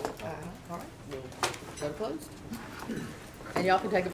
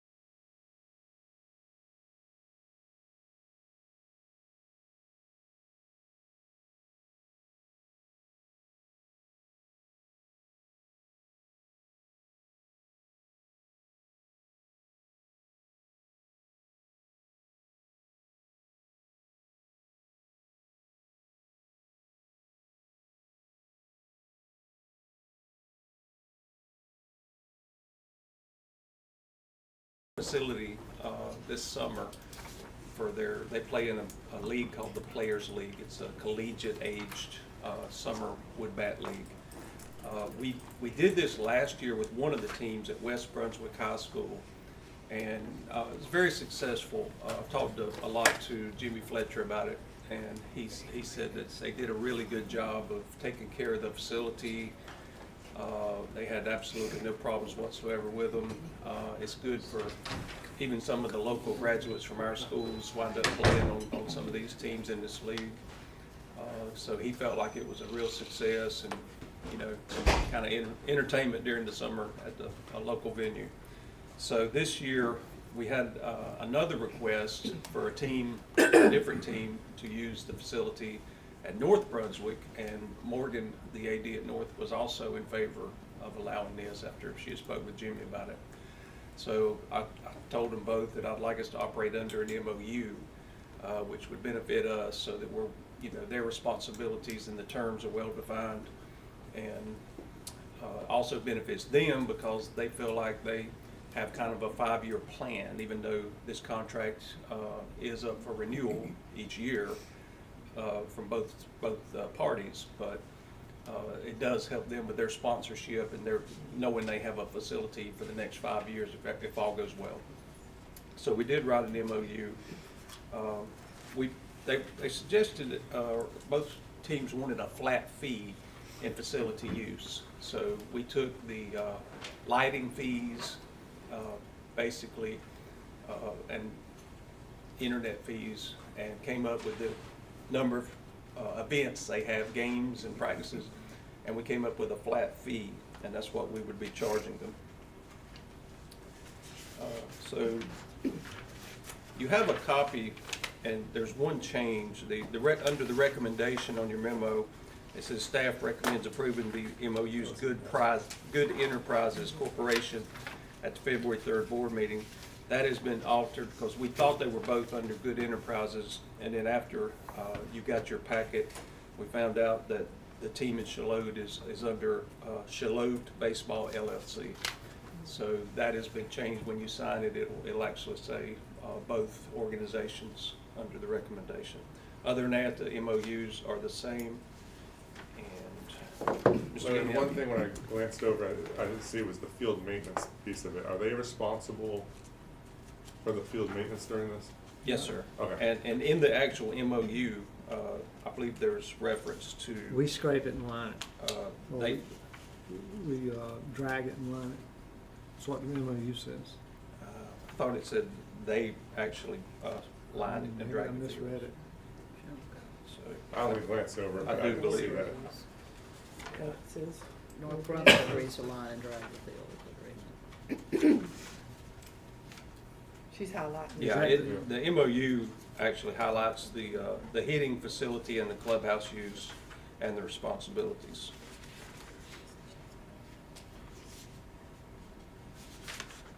So North Brunswick High School agreed to line and drag the field as part of the agreement. Yeah, North Brunswick did agree to do that. But what happens at West? They do it. The team doesn't. The team did it at West last year. So I think maybe that's where I saw it. The MOUs may differentiate in that regard. Yeah.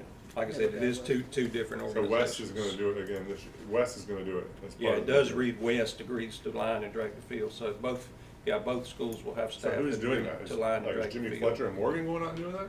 Them or the baseball coach at each school, they go to pretty much each event out there. So does They that actually fee cover the hired cost of our them. employee? They actually hired them last year to work for them during the summer at these events and do this type of work. So But it's our equipment. they and are our hiring clock the line. people. Right, but it can be part of our facility use if we allow them to use it. Be paying for it.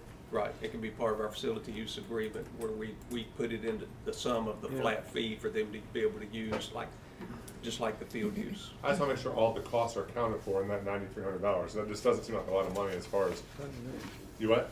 Yeah, no. Yeah, like, as far as the man hours, So the they're paying the equipment. man hours separately, it sounds like. Is that- But that's not what the agreement says. No. They pay, last year they paid the baseball coach at West to help maintain the field for them. That's, I believe that's right. Using our equipment and supplies. Yes. So did we recover those costs? We covered it as part of the overall fee other than lights. That's the only thing they were really requesting to use. And we had a slightly higher fee than that total. Because they're charging We would allot them they're to charging do that. gates and everything at these games, so I went to a couple. They short do, games. but I don't think they make a, Well, no, but this shouldn't be a cost to the district for them to. Can I make a recommendation? sure. Because we had talked about some things in the agreement that I had some questions about. And then, for example, 9325, that sum was based on a calculation you did based on their schedule. Right. So I think for example, I think that ought to be tagged to 93 for, to cover the use of facilities up to and including 30 games or whatever, you know what I mean? That number should be tied, should be limited in some manner, and we can limit it by the number of games that they have on their schedule. Mm-hmm. And then there's some other things like, West Brunswick agrees to line and drag. It doesn't sound, our staff is agreeing to do the line and drag, but they're being paid by the baseball team, right? Right. But I think that should just say that the baseball team agrees to line and drag, and however they want to make that happen is up to them. And we could specify that they pay for the lining materials. Yeah. The chalk. So what I was We'd going like to to see suggest that is, included. I think if we can tighten up some of the language, Mhm. and be a little bit more specific on a couple of points, that we could bring it back as an action item, for. At the board meeting. Right. Yeah. And we can get it out to the, we can get the MOU out to the board so they can look over it, Okay. and maybe we can bring it back as an action item. All right, and I'll put the language in, the facility owner retains the right to request a rescheduling of events for the school activities if needed. Also, Yeah. if they're There has to be some limiting language that prioritizes our use of the facilities, Prioritizes. if there's any conflict. Yeah, we'll address that directly, and I'll bring it to the board meeting, hopefully. Which typically that time of year, Little there more isn't a detail. whole lot going on in the baseball field at schools. No, I guess if they were in a state If we were in playoffs, yeah. semifinal, there could be a home game in June that, they would have to kick an event or two back, but Yeah, so we just gotta make sure other that. than that, yeah. And then to fine tune the language on the field maintenance piece so that we don't incur costs. Yeah. Well, and who cleans up? I'm They're just thinking, totally I'm a responsible. cleaner. Yeah, so they They're- provide. They hire responsible. custodial. They do the and clean custodial up. work, Yeah, yeah. they hire their custodial. And Jimmy said that went really well last year. Do they hire our custodial staff, like they hire our coaches to line the field, or they hire They their? may, I don't know who they hire as personnel, but it wasn't our custodial staff, no. Okay, I'll bring that to the board meeting, hopefully as an action item. The other one is at Lincoln, we're doing, redoing the entire gym floor at two schools, Virginia Williamson and Lincoln. We weren't able to get the materials in this summer after we got funded for this, so we tried to push it back to Christmas and get it done. Virginia Williamson went well. Lincoln, we ran into an issue. They found plywood underneath the surface of the vinyl when they pulled it back. And under the plywood, there's some VCT tile that was concerning. They didn't want to disturb it. So they wanted to go in and pull that plywood up and put in 2 new layers of 1/2-inch plywood over the entire floor surface, and then do the gym replacement just like they had planned to. So this resulted in a change order in the amount of $34,160, basically for the cost of the plywood and laying it down. So we're asking that you approve the change order for, I'm sorry, it's $32,000 plus tax. That's the $34,160 for the gym floor at Lincoln. And we get the tax back. Right? Normally, yeah, because we're, Just the 2% on this project. Just This is- 2%? This is one of our projects, yeah, sorry. Talk to your state representatives, it should be tax exempt across the board. Yes, she should. Do you have this as an action or as a consent? I It's, can't it's see an that. action item because So, they've okay. got the materials and we'd like to go ahead and proceed. That's what I was Motion gonna say. to Do I have a approve. motion? Okay, Mr. Second. Barger, Mr. Gainian, second. All in favor? Aye. All right. Mr. Smith, I have a question, yeah. So 2 weeks ago, they refinished the gym floor at South Brunswick Middle School, right in the middle of boys and girls basketball season. And then the following week, the fumes were pretty bad in there. How do we reschedule this so it's not happening in the middle of basketball season? They are supposed to do the high schools and the middle schools before they actually start using them for the Who's they? basketball The season. contractor? Our contractors. Okay. Yeah, so I'm assuming there must have been some type of reason for a delay, that if they had already started practicing, and it does have a little after smell, after the treatment and the polyurethane smell. It does kind of linger a little. And I will say, typically in the summer, that's when David Barber and I will work with the ADs to get it scheduled before the school year typically. But there is sometimes, some schools will choose to do it in between the season because they want, the bulk of basketball happens Yeah. after the winter break. So a lot of them want it during winter break want so it that it tight, comes back but clean. probably and not doesn't when it stick. After starts. winter break. Yeah, it might have got, that's might have been when it Yeah, started. they want it tight because when they do PE, of course, it wears down, and it's Or not sandy area as, makes not it as slick. tacky as they want it when the season starts. So a lot of them do ask to push it right before the season. And I'm not sure if a contractor had an issue or not. I'll look into that and see why it was started after practice. Yeah, when I was at West, the high schools do it, they do it sometime right around winter break, usually auxiliary and the main gym. Right. And they pay for that at the school level. We used for to the do them second. all during the summer, and they would complain, they wanted them done twice, and we said, well, we're not really budgeted to do it twice. And they said, well, we'd rather wait and do it right up to basketball season. Yeah, I think it's a choice to do it second time, Yep, if they so choose to put the money there. if they want the money, right, it can be done a second time. Anything else? Anything else? All right. Thank you. Thank you. And in Ms. Moffitt's absence, we'll open up the HR and Finance. And Ms. Lindsay, are you first up? Y'all welcome to swap. We can change the agenda real quick if you want to. But So I'll make this quick. We got some additional funding from the state for the developmental day tuition. Again, that's our EC students that are out in developmental day centers. We get reimbursed from the state for that amount, so that's that reimbursement. And then there was a feminine hygiene grant that was applied for, and we received to the tune of $3,000. So that's state amendment number 4. Again, we received some funding for buses. This is the state paying the bus costs on our behalf. We have to book it, so our accounting rules are followed, but that's all that is. Capital 9, and then the last one is special revenue number 4. Again, Medicaid funding has come in, culinary arts, providing meals. They got some funding for that. Some CTE donations have been received. The Delta Kappa Gamma grant was applied for by one of our speech pathologists. And then Science Olympiad, we got a grant for that as well. That came through, I believe, Focus or BMC, one of the two, and I am so sorry I don't have that up there. So we received a couple $1,000s for that.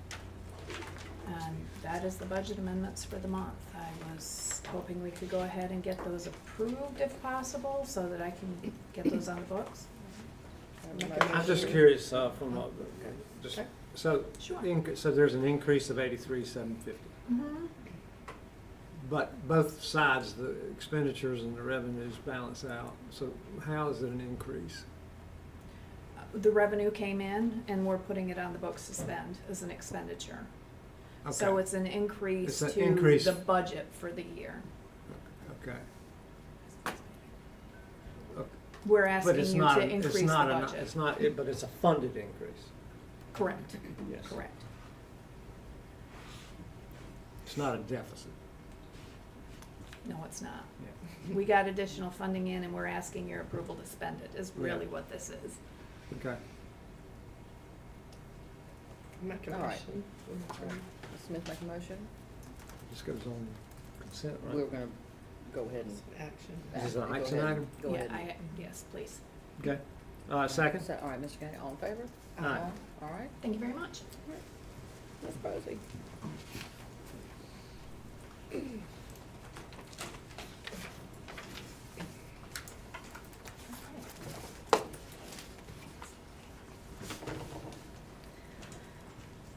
I'm very lucky to be a human resources director in a district where our workforce is very strong.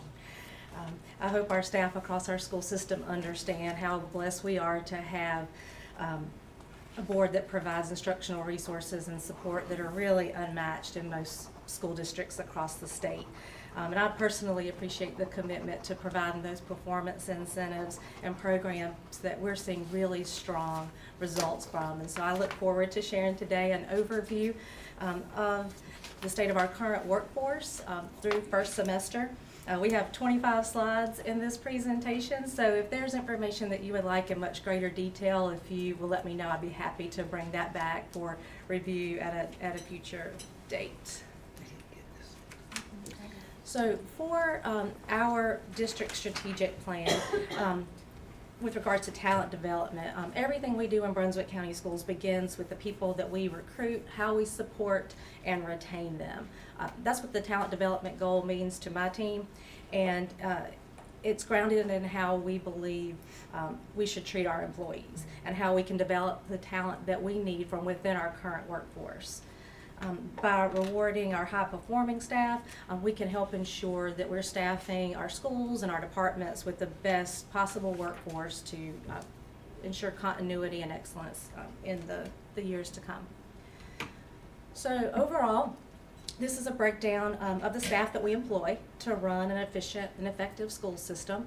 It takes a lot more classified staff than I think is realized by the general public sometimes, but our classified staff, those numbers include everyone from bus drivers, maintenance workers, child nutrition employees. The majority of our HR staff, technology and finance staff would be included in that segment.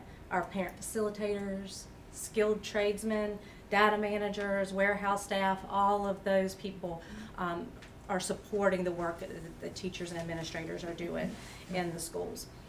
The small segment of support services, that category is comprised of our OT, our physical therapists, our speech pathologists, school psychologists, nurses, media coordinators, digital learning specialists are what comprise that group.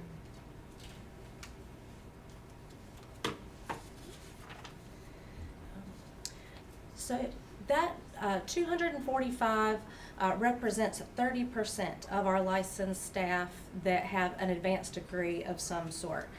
This is above our state average of 25% across statewide that have advanced degrees, and nationwide is even lower. So we are doing well with our employees with advanced degrees and national board certification.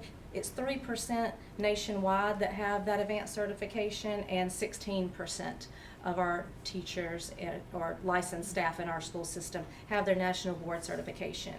We partnered with the state over the past 3 years to reimburse those national board certification fees for our staff. We've seen a great interest in that program, and it's also served as a strong retention tool as well, I believe, to continue to fund and support growth opportunities where available. While we cannot guarantee that in and of itself translates to high student success, I've always thought of this as kind of like your own personal health. The more good things you eat and the more good things you pour into your health, the more likely you are to get outputs that are desirable. And so the more we can pour into our staff, advancing their learning, advancing their own leadership development, I think we're going to get stronger leadership in our classrooms and in our schools. Ms. Rosie, do we pay teachers who received their masters after the state stopped paying?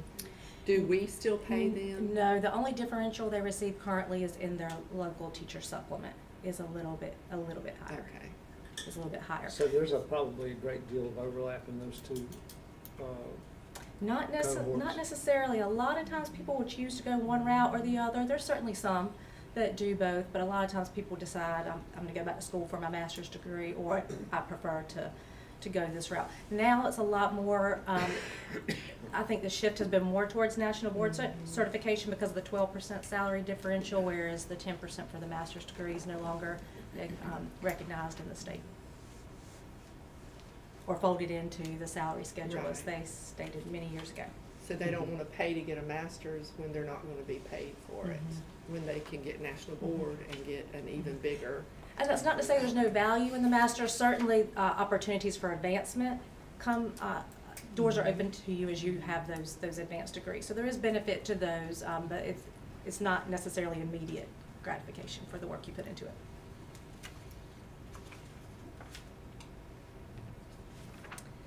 So our beginning teacher pipeline in recent years, we've seen a decrease in the number of beginning teachers, which I actually believe is a strength. I believe that's an indicator that we've been able to hire a greater number of experienced teachers, because certainly the number of teachers overall that we need has not decreased. But we have 135 beginning teachers this year. And one shift we've seen is in that yellow or orange block, is that over time we've seen an increase in the percentage of our new teachers coming in alternative routes. So years ago, almost all of the beginning teachers we hired went through an educator prep program at a university. They set out to become teachers, they wanted to be teachers, and that's what they went to school for. And that is not nearly the case anymore. It's becoming more even. So 41% of our current beginning teachers came to us from a pathway that was not education. So they may have had a career change or went to school but did not finish college with specifically an education degree.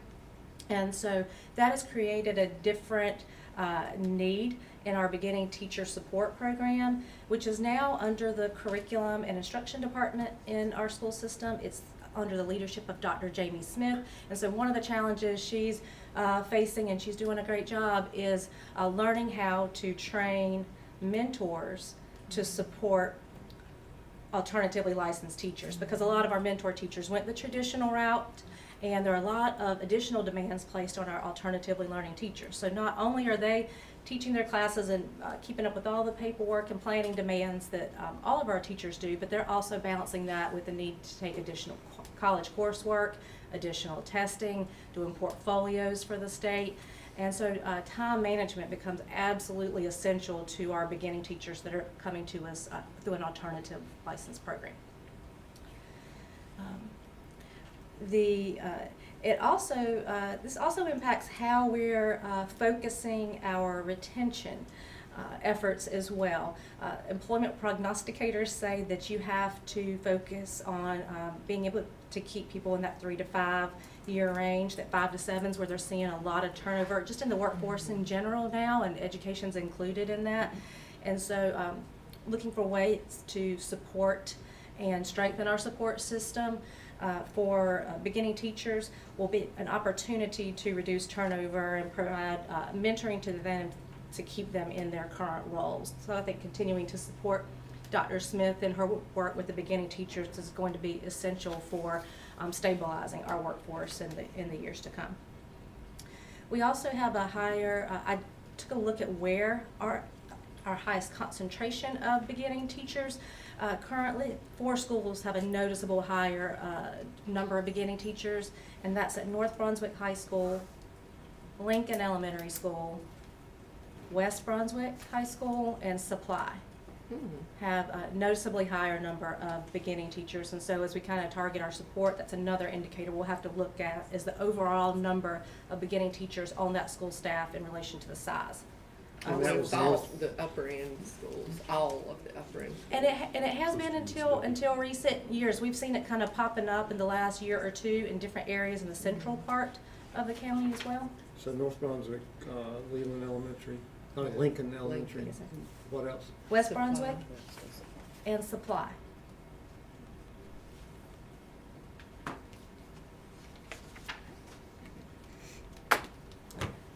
So this is a look over time over the last 20 years of the growth of our ADM, our student population, as well as our workforce. we're actually up 180 students just over last year, so we are starting to see sharper, faster pace of growth in our student population. But our ratio of staff to students is almost identical to what it is in 2005 in terms of how many students we have and what percentage of that our staff population comprises. So, and of course, we include that staff to student ratio. It's not just teachers, it's all those operational and support staff that we talked about before, but we've maintained a pretty steady ratio of students to staff over the years. This is one metric that we want to monitor very closely in HR and as a school system because of the staff stability implications. If we let this get too far, if we let the student growth outpace the staff growth, one thing we have to be careful of is the trickle-down effect of that for caseloads for our related service providers and EC teachers, the response times, how quickly our school staff can respond to parent and community questions. How effective can we be if we let that get too far, if we let student growth outpace our staff growth? And then, of course, burnout. We want to keep our most effective people in place, and so this is one metric that we'll be watching very closely to make sure that we are keeping up with the pace of student growth. And indirectly should come from the state funding as well, since our funding is based on student enrollment, even if we have to play catch up sometimes the on that. staff number here, is that instructional staff? Is that total district employees? Total district employees. Yes, sir. So the next few slides will look specifically at vacancy data. Vacancies we had open at the beginning of the school year and where those stand right now. So with regards to our teachers, we had a very strong opening to school this year. We had vacancies that you could see there, whereas a year ago we had 10 vacancies, and those were in the areas of math, science, and EC. So the vacancies we had this year, just by virtue of candidate pool size, are much easier vacancies to fill. Some of these were caused by last minute relocations, and some by just new positions that were given to us. So this was an incredibly strong year for us in terms of filling our licensed teacher vacancies. Second semester, the numbers are up a little bit, and I attribute this largely due to mid-year retirements. If someone retires in June, we have all summer to find and secure the replacement. If someone retires in December, January, and we don't know about it until a month or so before, it takes a while for that process to follow through. But we have applicants for these vacancies, and again, these numbers are not unusual just due to those mid-year retirements. December, January would be our second highest retirement date of the year. So the second semester 13, you don't have 13 entries on it, is that? No, the others were one-offs, and I didn't want the slide to go on forever, but these were just the notable ones. There's some other just singletons. Okay. As a matter of fact, I have them here. Let's see. We have math, a couple of math vacancies, but we have candidates that are being recommended for those. Right now, we have an additional CTE and an additional PE position in a science. In the science one, we have a recommendation for too. So left those off.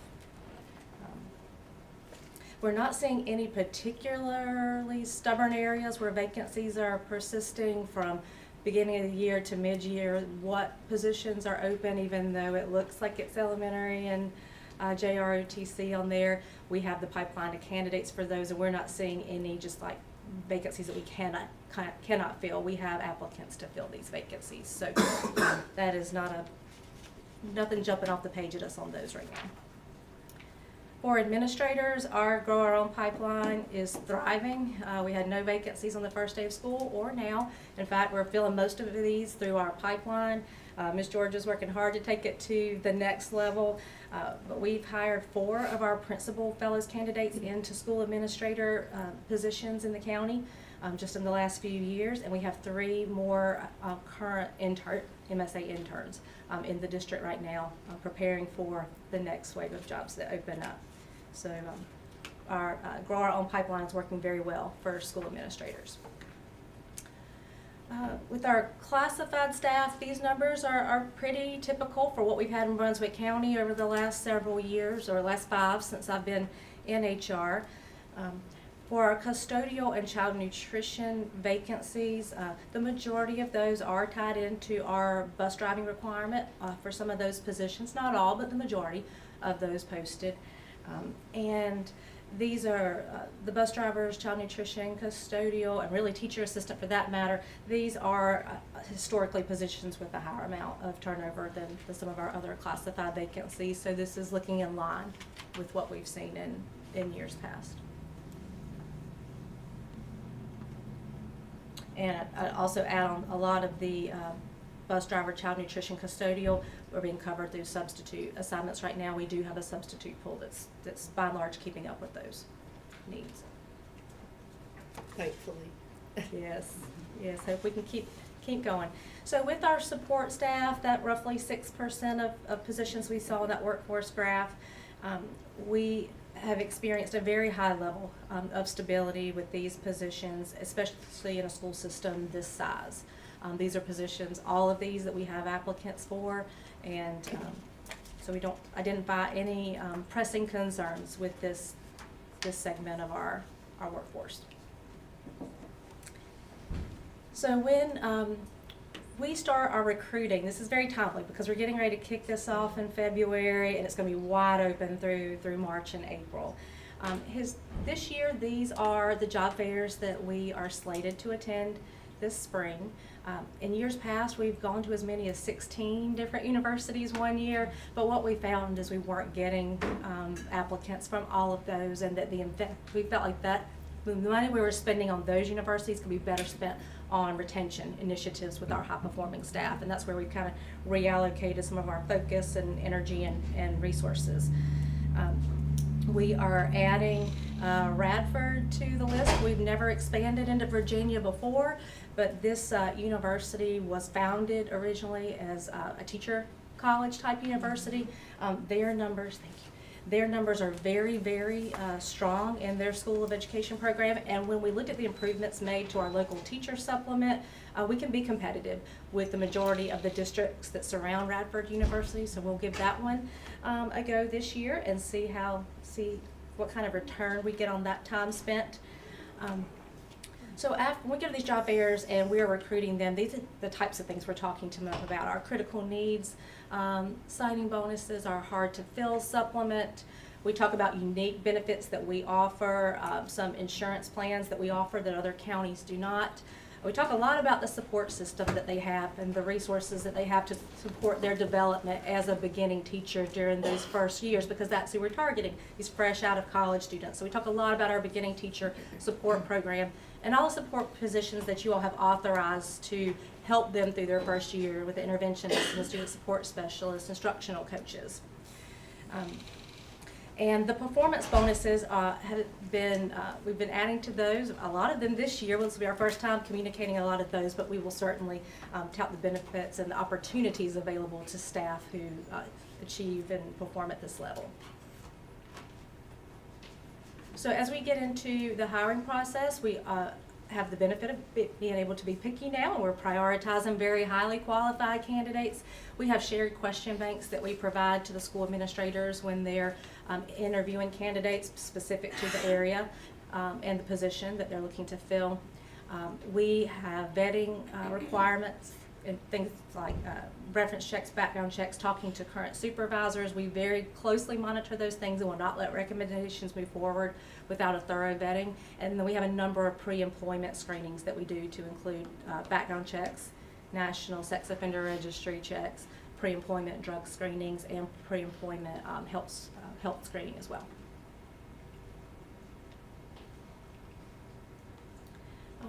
So once they're off, they pass all of those and they're offered a position with the school system. At Mr. Barger's initial urging, we initiated a face-to-face new hire orientation, and we have over the course of the year about 100 people roughly that have attended our in-person sessions that we hold 2 sessions a month here at central office, and if you combine that with our big new hire orientation in the summer, we probably have overall about 250 or 300 of our average 400 new hires that attend in-person orientation session. We found this to be very, very helpful, informative. They're able to ask personal questions, and we can help get them answers on the spot from their HR specialists. Our finance and technology departments send folks to help to attend those new hire orientations. They have a dedicated HR specialist that they can pick up the phone and call HR and talk to a person on the phone to ask any questions that they may have. And then once we've got them set up, we hand them off to their school administrative team for further onboarding at their school location. We found that support is critical to retaining them in those early years. And so this is something we are looking to continue. And then once they get started in their position, if they're a beginning teacher, they're assigned a mentor. We have my HR specialist who will guide them through licensure process, instructional coaches and interventionists that will help them in the classroom, and then the student support specialist that can help them navigate all the paperwork requirements of students who are at risk.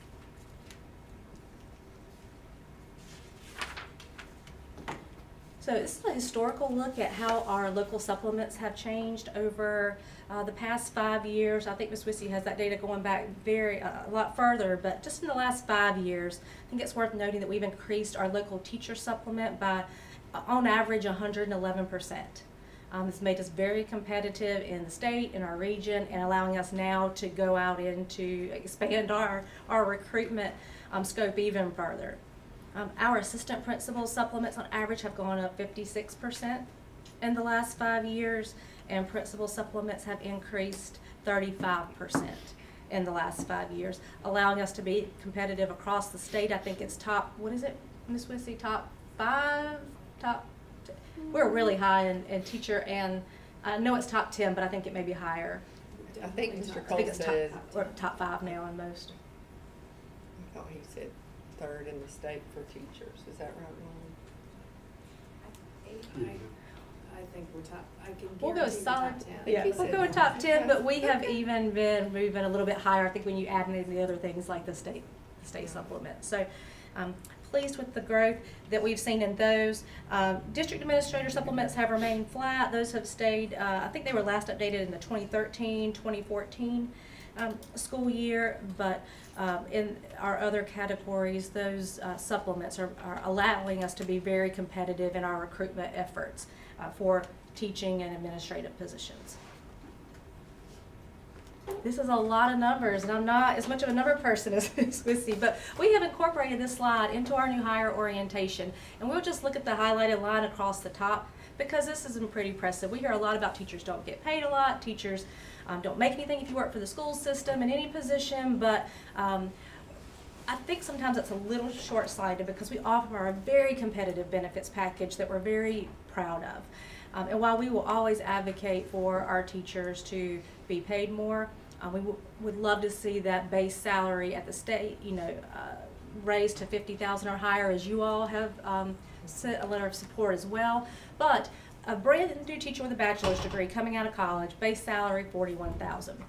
By the time we add in just our local supplement, state supplement, they're up to $48,000. So a pretty big jump right off the bat.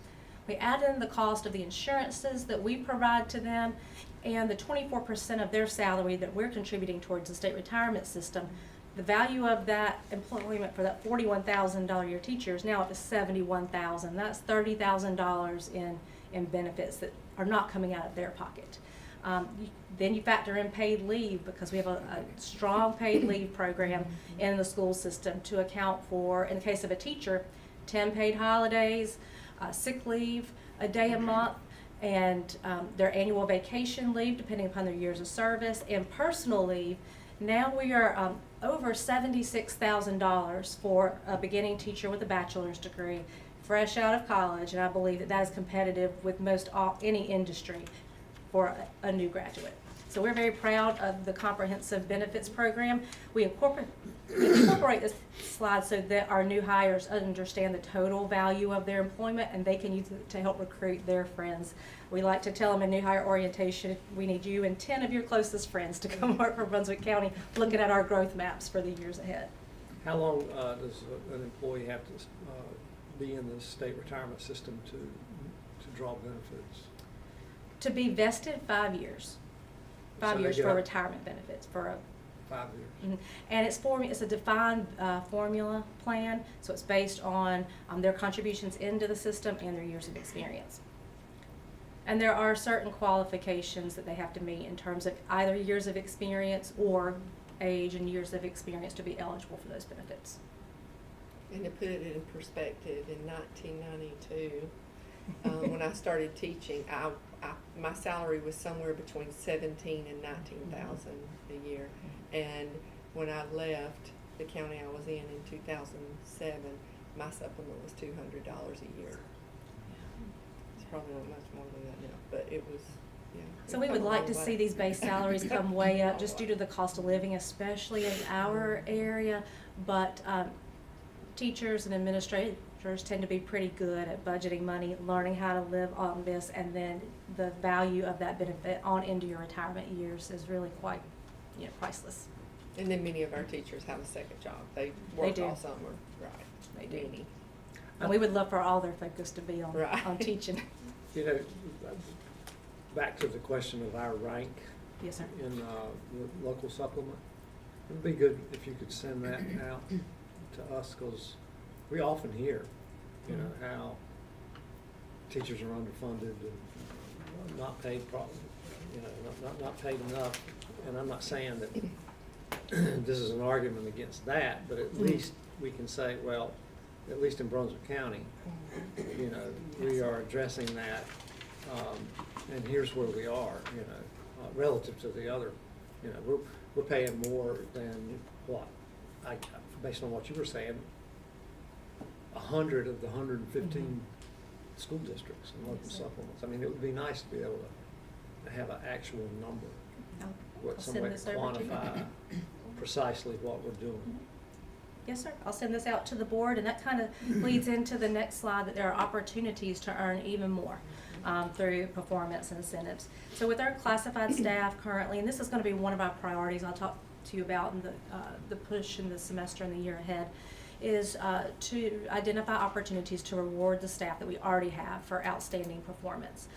For our bus drivers currently, we have a perfect attendance incentive that is very impactful, not only to their bi-monthly pay or their bi-weekly paychecks, but also to their retirement. We encourage a new hire orientation everyone to consider driving a bus, because that additional money goes into your state retirement account. It goes into that defined formula that dictates how much money you get paid into retirement. And so it's a great opportunity to help us, but also to help your own retirement. And this has been a great retention incentive for us. We've had people asking to drive bus routes that have not in the past, but for the opportunity to earn more, to increase their hourly pay in real time. Ms. Brosey, do the teacher bonuses count towards their retirement? Does that? That's a Ms. Wissy. Someone asked me that and I couldn't answer it. I said, I Depends on which don't think bonus it so. is. If There- it comes from the there's- county, probably not, but if it comes from the state, maybe. I wasn't sure how to answer that. There's a conflict, again, so the state retirement system has a layout of if this, then it's subject to, if this, then it's not. So the current ones are not. The ones that we're getting ready to send out this month actually are not, but others are, and it depends on the bonus. Depends on So the bonus. EVOS bonus Is not. is not. And we can send out in the newsletter, when we send those out, we can let folks know that, that's a good point, that we can make sure that we say that, whether it counts towards it or not, and whether it's withheld from that check or not, because that's another portion of that. Sure. Okay. So with our teacher and principal bonuses, they can earn them, of course, based on effectiveness data received by the state.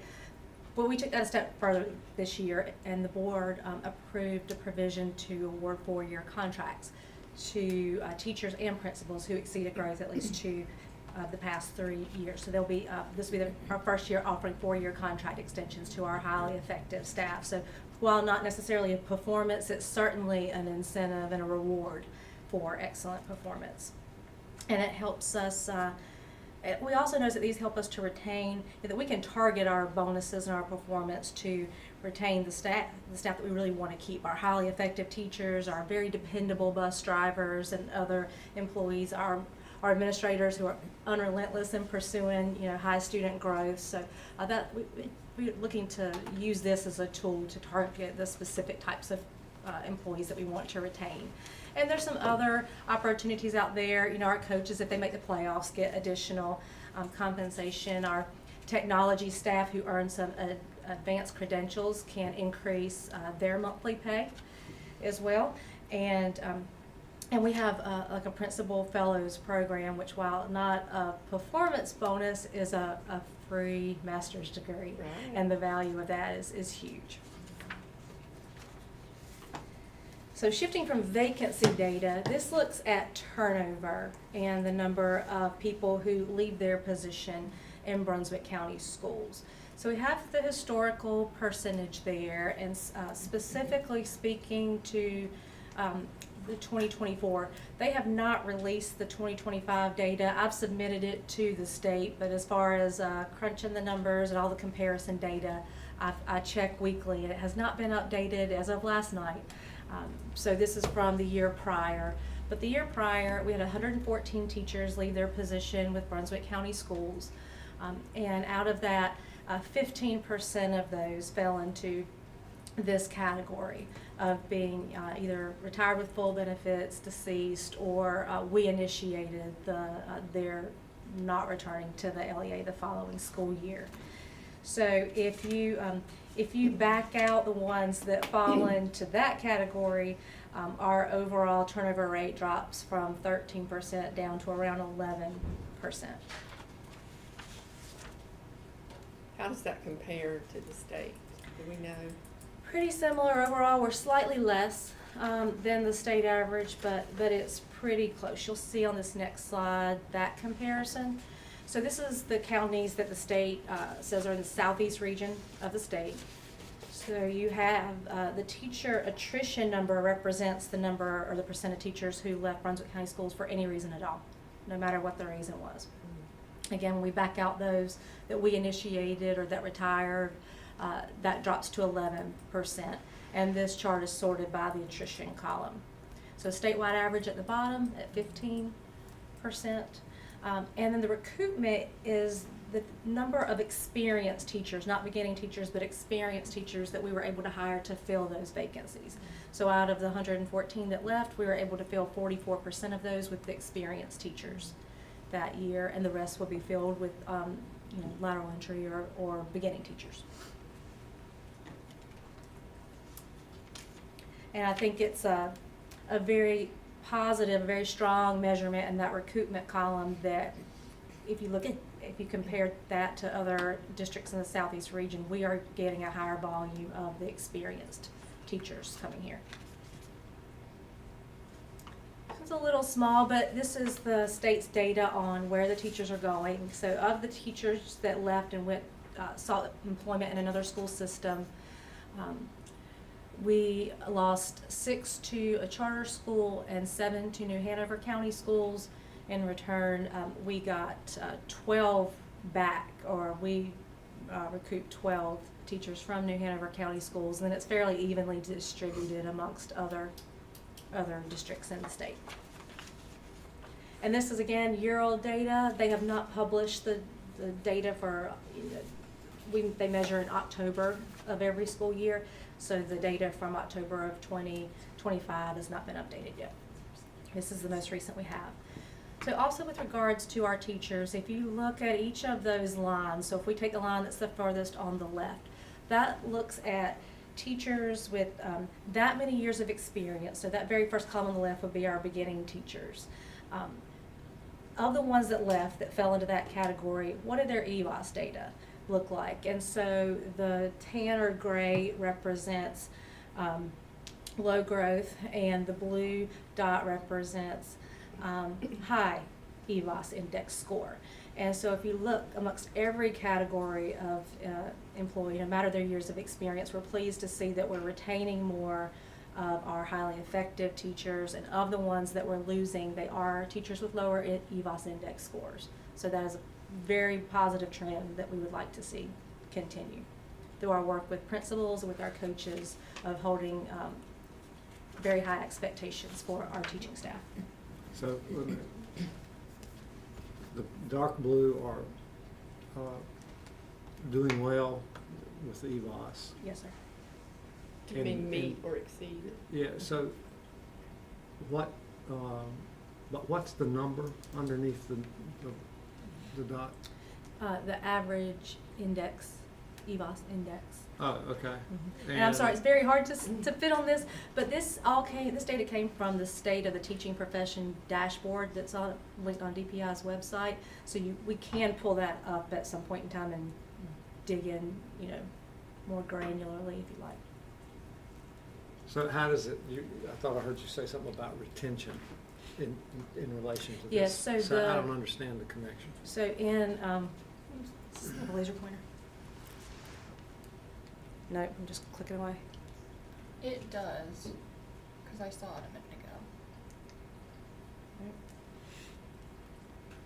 It should be at the very. All right, I'll just walk over here for a minute. So for our beginning teachers with 0 to 4 years of experience, these are the ones that left. The average EVOS index score for the ones that left us that year was a -0.75. The average index for the beginning Okay, teachers so that stayed with us so is the blue. lower score, those are no longer employed. Is that correct? Yes, sir. Correct. Yeah, that's a really good visual of coaching up or out. Just for. So I'm really looking forward to seeing this again once they update it with the 2025 And this data. is 24? Yes, sir, this is a year old. But the most recent we have available to us. This next slide just shows our administrative turnover, the number and percentage of overall school administrators. The trend for surrounding counties, just to compare it to the 24, 25, New Hanover was 19% administrative turnover, Pender was at 21%, and Columbus County at 33%, the closest districts to us. So, and that can be due to a number of reasons. A lot of times with administrators, it's due to retirement, just because of the natural progression of a person's career. And there's an opportunity there. So turnover can be a risk and an opportunity. It's a risk to us if we find that we're losing the teachers and administrators who are most effective. So what we want to do is target our retention efforts towards those through performance incentives and other ways to retaining our most effective people. If we capitalize on that turnover of the ones that were lowest performing, and we replace those, and we can recruit and retain experienced teachers or just highly effective teachers in the classroom, then that turnover can be a great opportunity to strengthen our workforce, and that's how we're choosing to approach it. Some of the opportunities available to our current workforce and students for that matter, these are our most popular scholarship programs. Right now we're in the application window for the Brunswick Built Teacher Scholarship. That opened up about a week ago, and this is a $2,500 per year scholarship to Brunswick High School seniors, BCC students, or our own residency or alternatively licensed teachers who are pursuing teaching certification. So $2,500 award in exchange for a year of teaching service upon completion of their teaching license program. We also partner with the state on the North Carolina Teaching Fellows Scholarship. And let me back up to Brunswick Built 1 second. We have 19 current participants in that program. I think it's worth noting. And we have a new application window open right now, so that should be increasing in the months ahead, but 19 current participants in that one. With the North Carolina Teaching Fellows, last year we had 7 students in Brunswick County Schools apply for that scholarship, which is a full ride in the University of North Carolina system. And out of those 7 applicants, 6 received the scholarship. So we have very competitive applicants for those positions, and I think Jenny Bryan's doing great work with our Teaching as a Profession program with that. Our Keenan Fellows, this is our 2nd year. We're partnering with UNCW on the Keenan Fellows Scholarship. In the fall of 2025, we had 5 scholarship recipients, and that is a full scholarship for our teacher assistants to get their either bachelor's degree in elementary education or their master's in teaching, depending upon what their needs are, what their situation is. But that's 5 of our current employees, current teacher assistants that received a full ride to go back to UNCW and earn their teaching certification. Another benefit of that program is in their very last year of their program, they can take educational leave from their teacher assistant position and maintain full salary and benefits to do their student teaching. That's incredible. Yeah. Yeah. And I think the word got out on that because we just had our second informational session on that scholarship program, and this year we had 10 teacher assistants show up to hear more about that. We made sure that we were the very first school system that had information sessions on the new year. Also new this year is the UNCW RISE Scholarship. That's a residency and special education program.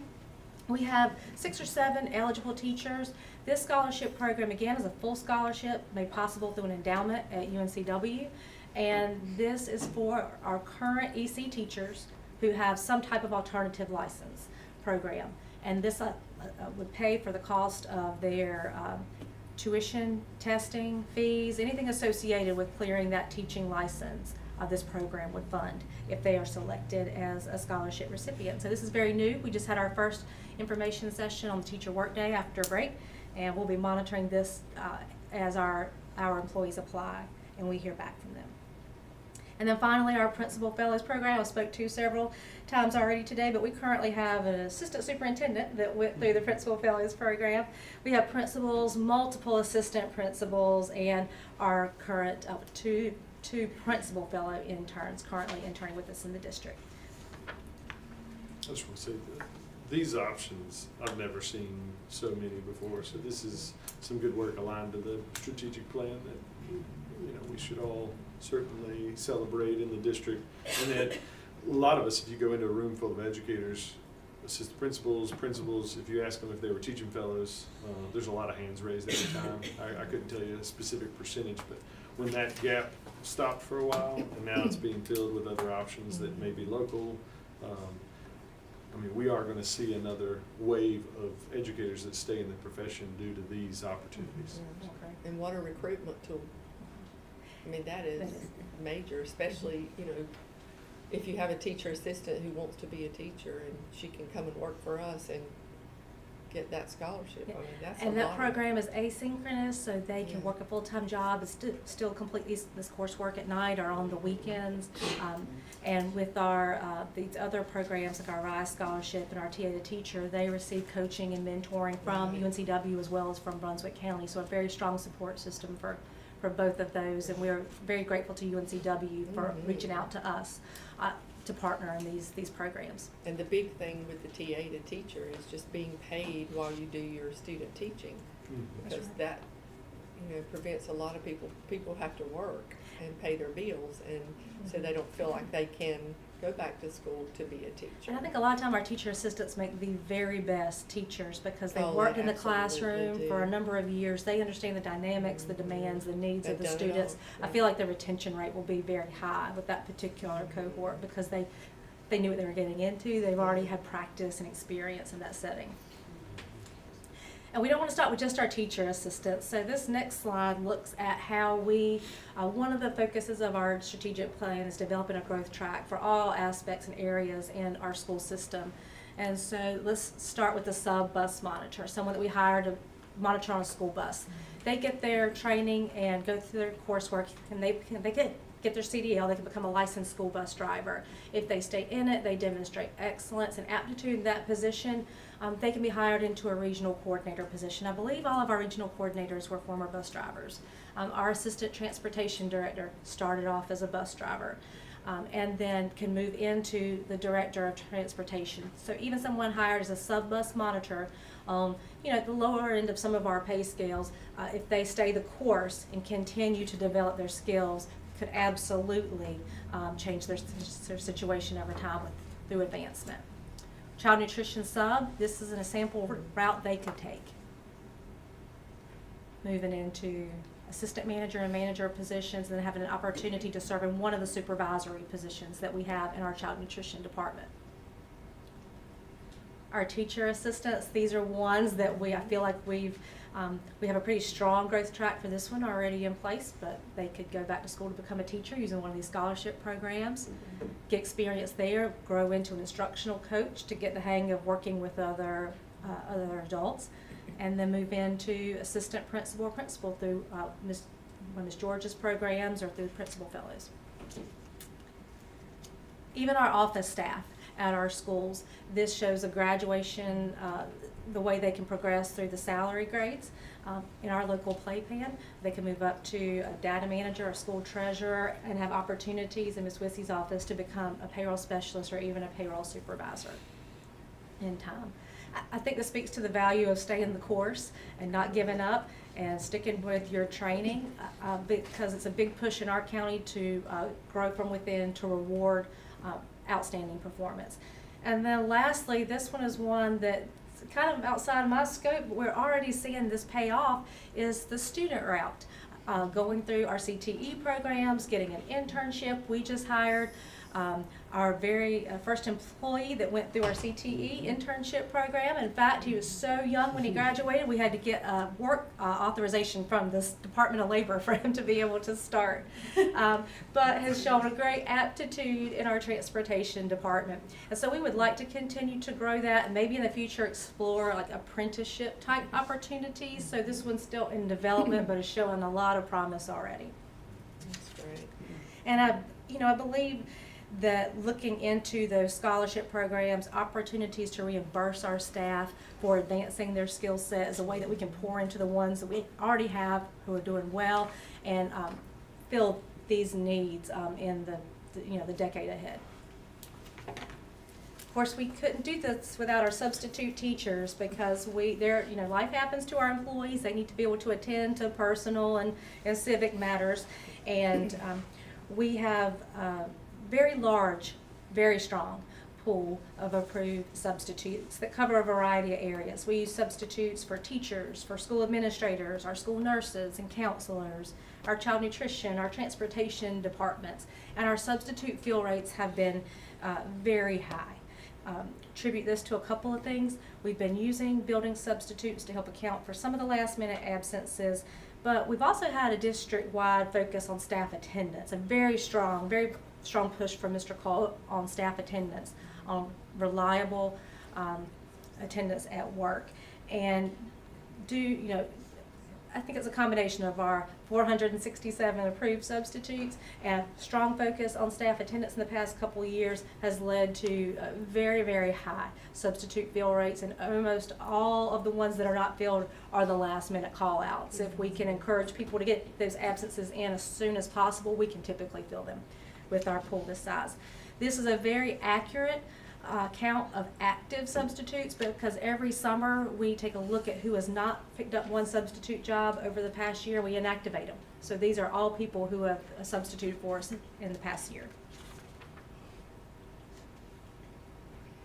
Likewise, Mr. Pascal's office kind of administers our volunteer program. We have over 1,800 community volunteers who are pouring in, generously donating their time, their gifts to lift up our students.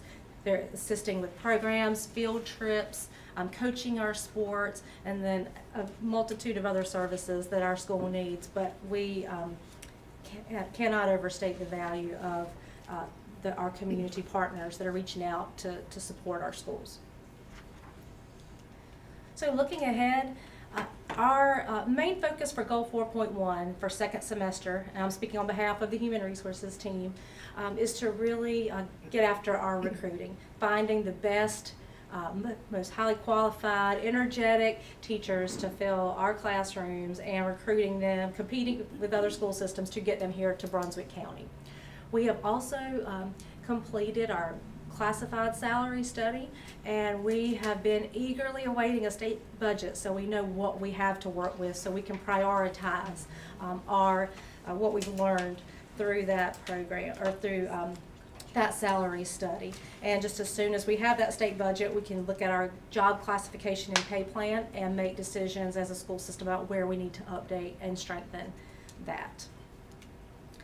We'll be looking for, at making some budget recommendations for the following year to continue to recognize and reward our high-performing staff. As we spoke to earlier, Dr. Smith will be working to strengthen our beginning teacher support program and specifically look at this growing number of alternatively licensed teachers and how we can support and retain them. And then for our last goal, there's performance or incentives or rewards, but we've also are planning to roll out a local working condition survey in March. And this will be anyone that does not participate in the teacher working condition survey, we will request to complete this local working condition survey, and that will in large part drive the recommendations that we bring forward to the board about how to reward and recognize our staff and how we can improve our working conditions and compensation plan moving forward.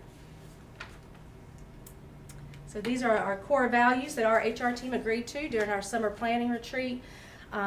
It's very important to us. We take very seriously our responsibility to staff our schools and departments with the very best quality staff that we can find. We want people to be able to pick up the phone and to call and to know that they're getting support, they're getting reliable information from the people on the other end of the phone. We thank you all for the investment that you've made in our workforce and into the programs that are giving us very strong results and making a difference in our ability to staff our schools. We have overhauled very recently the HR website and encourage you all to take a look at that, and specifically the benefits section of our website. We've uploaded a lot of information at the request of employees to address things like leaves of absence, benefits, retirement information has been expanded greatly on that website, and it asks that everyone take a look and check that out when you're able. Thank you. Thank you. It's a lot of great information. Good information. Encouraging too. Now, Miss Rosie, can we get the number of volunteers by school? I just want to see how that's dispersed. I just want to see if we have any schools that don't have a lot of volunteers. And We can do it by percentage maybe of ADM, something like that, just to be able to compare. Yeah, percent, yeah, that's perfect. Thank you. Thank you. Well, I guess that concludes our committee meetings. Yep. Thank you for being here. Thank you. Have a good afternoon. Stay warm.